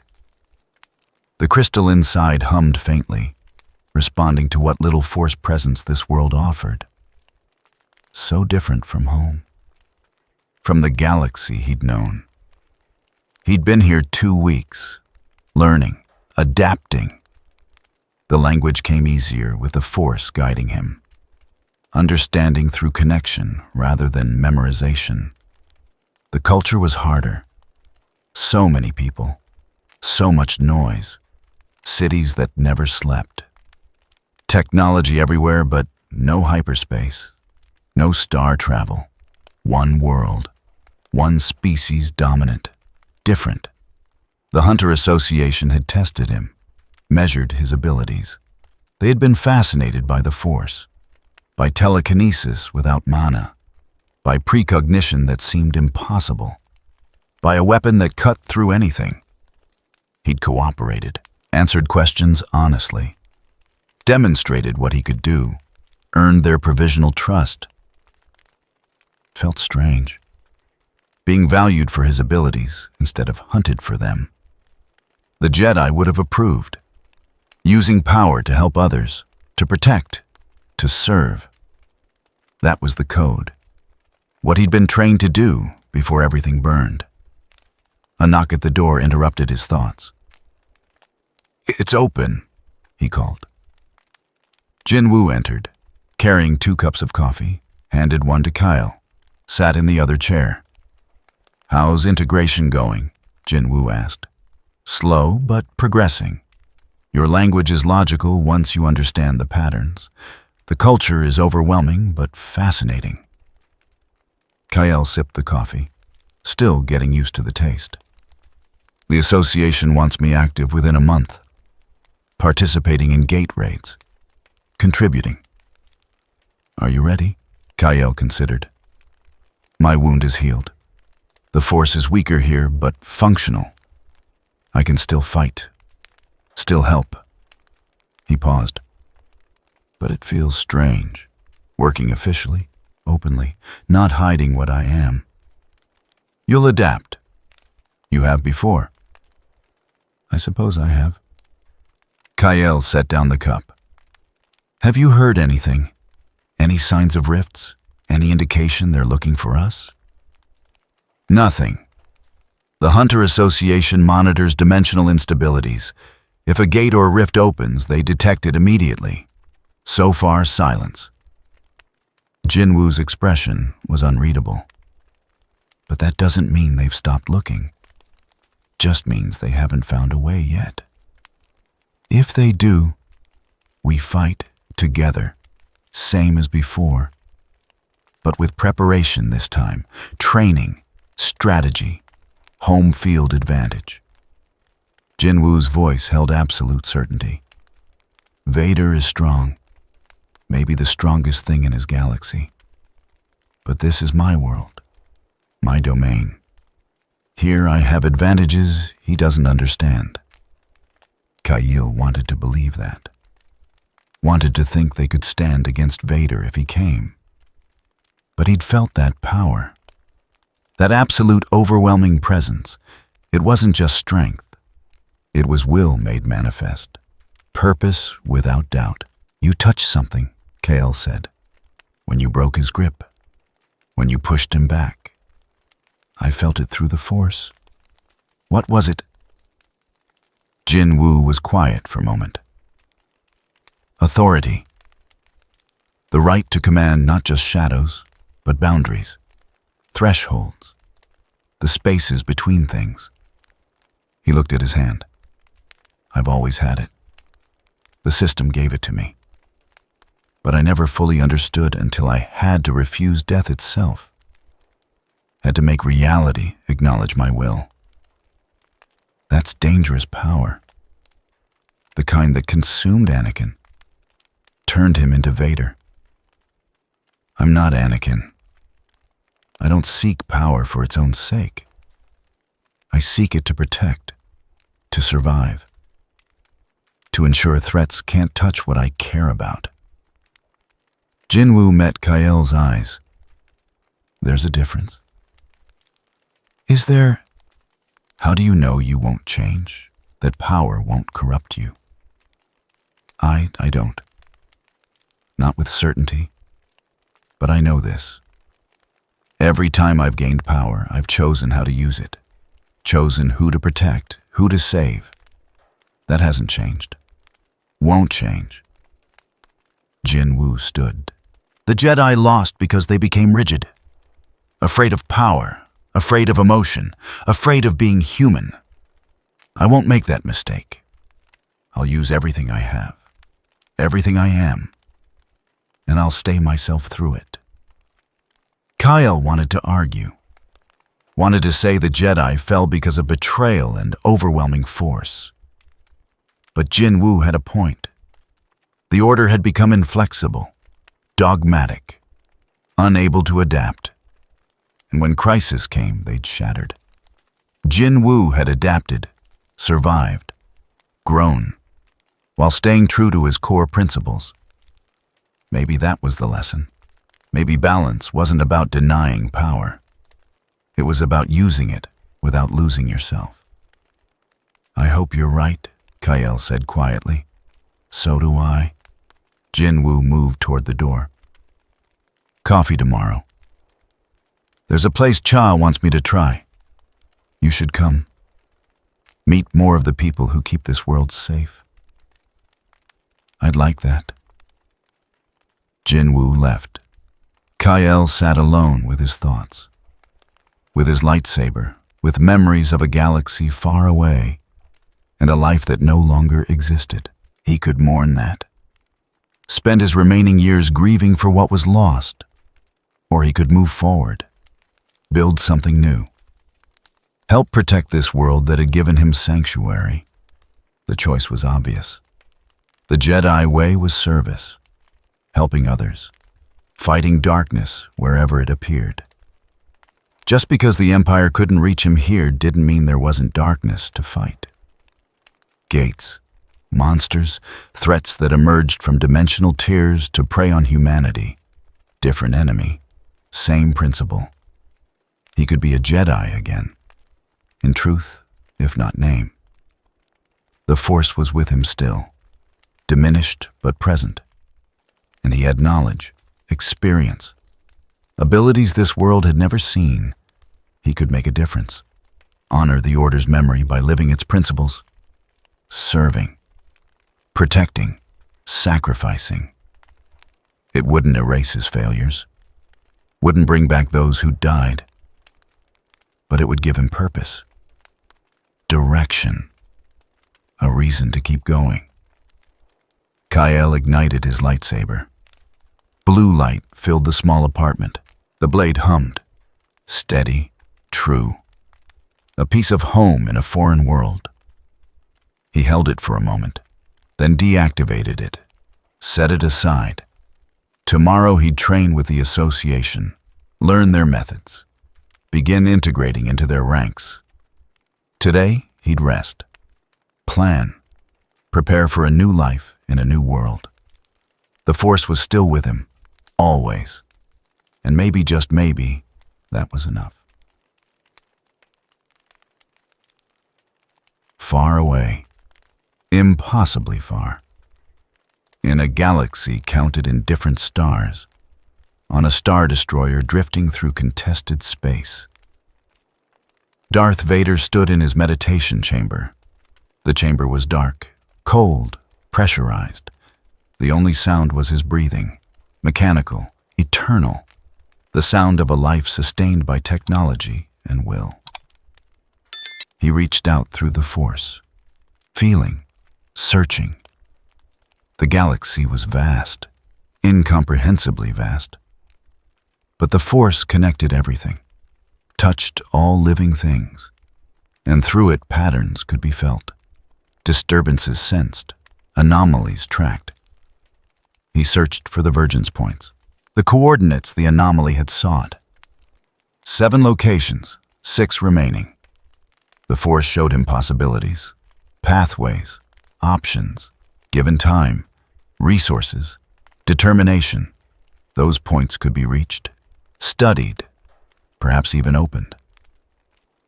The Emperor had been intrigued by the report. A being existing outside the Force, power that functioned through different principles. A whole reality beyond Imperial reach, threat or opportunity. Palpatine would see both, would want to exploit it, turn it into a weapon, claim it for the Empire. Vader had his own thoughts, ones he kept private. The anomaly had shown him something. Power beyond the Force. Authority that existed in spaces even the Sith didn't touch. That was dangerous knowledge, because it implied limits to Palpatine's vision, gaps in his control. And gaps meant possibility, potential, a future different from the one the Emperor promised. But such thoughts were distant, theoretical. The immediate concern was the anomaly itself, sung JinWoo, the being who'd refused to kneel, who'd pushed back when nothing should have been able to push. If he returned, if rifts opened again, the Empire would be ready. Vader would be ready. Not to recruit, not to turn, but to destroy. Because such power unclaimed by the Empire was too dangerous to leave alive. But for now, the anomaly was beyond reach. Lost in whatever reality he'd fled to. Sealed behind barriers Vader couldn't yet cross, for now. Vader's breathing deepened. The meditation ended. He turned from his introspection, returned to the bridge, to command, to the endless war the Empire waged against disorder. The anomaly would wait. Other threats demanded attention, other systems needed subjugation, other Jedi survivors needed hunting. But Vader would remember, would prepare, would ensure that when the time came when rifts opened and realities touched, the Empire would prevail. Always. JinWoo stood on his apartment balcony. Night had fallen over Seoul. City lights glittered like stars brought to Earth. Millions of people living, working, loving, fighting, surviving, all unaware of what existed beyond their sky. He'd protected them before, would protect them again, from gates, from monsters, from threats they couldn't understand or fight. But now he knew. Protection meant more than fighting local dangers. It meant standing between worlds, between realities, between his home and threats that spanned galaxies. It was a heavier burden than before, larger responsibility. But JinWoo had never shied from weight, from duty, from necessity. He'd become the Shadow Monarch by refusing to break, by surviving impossible odds, by claiming power over death itself. Now, he understood that authority went deeper, touched more, reached into spaces between existence and non-existence, between life and void, between his reality and all others. He was the threshold guardian, the boundary keeper, the one who stood where worlds touched and said no further. It was who he'd always been. He just understood it better now. His phone buzzed. Message from Cha. Still on for coffee tomorrow. Heard you brought a friend back from wherever you disappeared to. I'm curious. He smiled. Typed back. Tomorrow. You'll like him. He's seen worse than Gates. She sent back a skeptical emoji. He could imagine her expression. Amused, doubting, interested despite herself. Normal, human. Exactly what he needed to remember why he fought. Why he trained. Why he stood ready for threats that might never come. For moments like tomorrow's coffee. For people like Cha. For a city full of millions just trying to live their lives. For home. JinWoo looked at the city one more time, then went inside. Tomorrow would bring training, integration, planning, the endless work of preparation. But tonight, he'd rest, recover, let himself be human for a few hours before returning to being the monarch. The shadows gathered around him, comfortable, familiar. His army, his power, his responsibility. Ready for whatever came, whatever threatened, whatever challenged. Because JinWoo had learned something facing Vader. Facing the impossible. Facing death itself and refusing its claim. He didn't need to be the strongest. He just needed to refuse to lose, to stand when others fell, to push back when reality itself pressed forward. That was his power, his truth, his purpose. The Shadow Monarch, guardian of thresholds, protector of boundaries, defender of home. Changed, but unchanged. Stronger, but still himself. Ready, always ready. The stars above held secrets now. Galaxies, empires, threats beyond imagination. But they were far away. Separated by barriers that held, for now. And if those barriers failed, if threats came calling, if Vader or the Empire or any other power tried to reach through to take what JinWoo protected, they would learn. They would face shadows, authority, will made manifest, power that existed outside their frameworks, outside their understanding. They would face him, and he would not kneel, would not break, would not yield, ever. That was his promise, to himself, to this world, to everyone who depended on him. The war continued, across realities, across dimensions, across the infinite space between here and everywhere else. But JinWoo had won his battle, returned home, grown stronger, understood himself better. And when the next battle came, he'd be ready. Until then, he'd live, train, protect, exist. That was enough. That was everything. The Shadow Monarch stood ready. In Soul's night, under familiar stars, on familiar ground. Home, changed but home. Ready for whatever dawn brought, always. The end.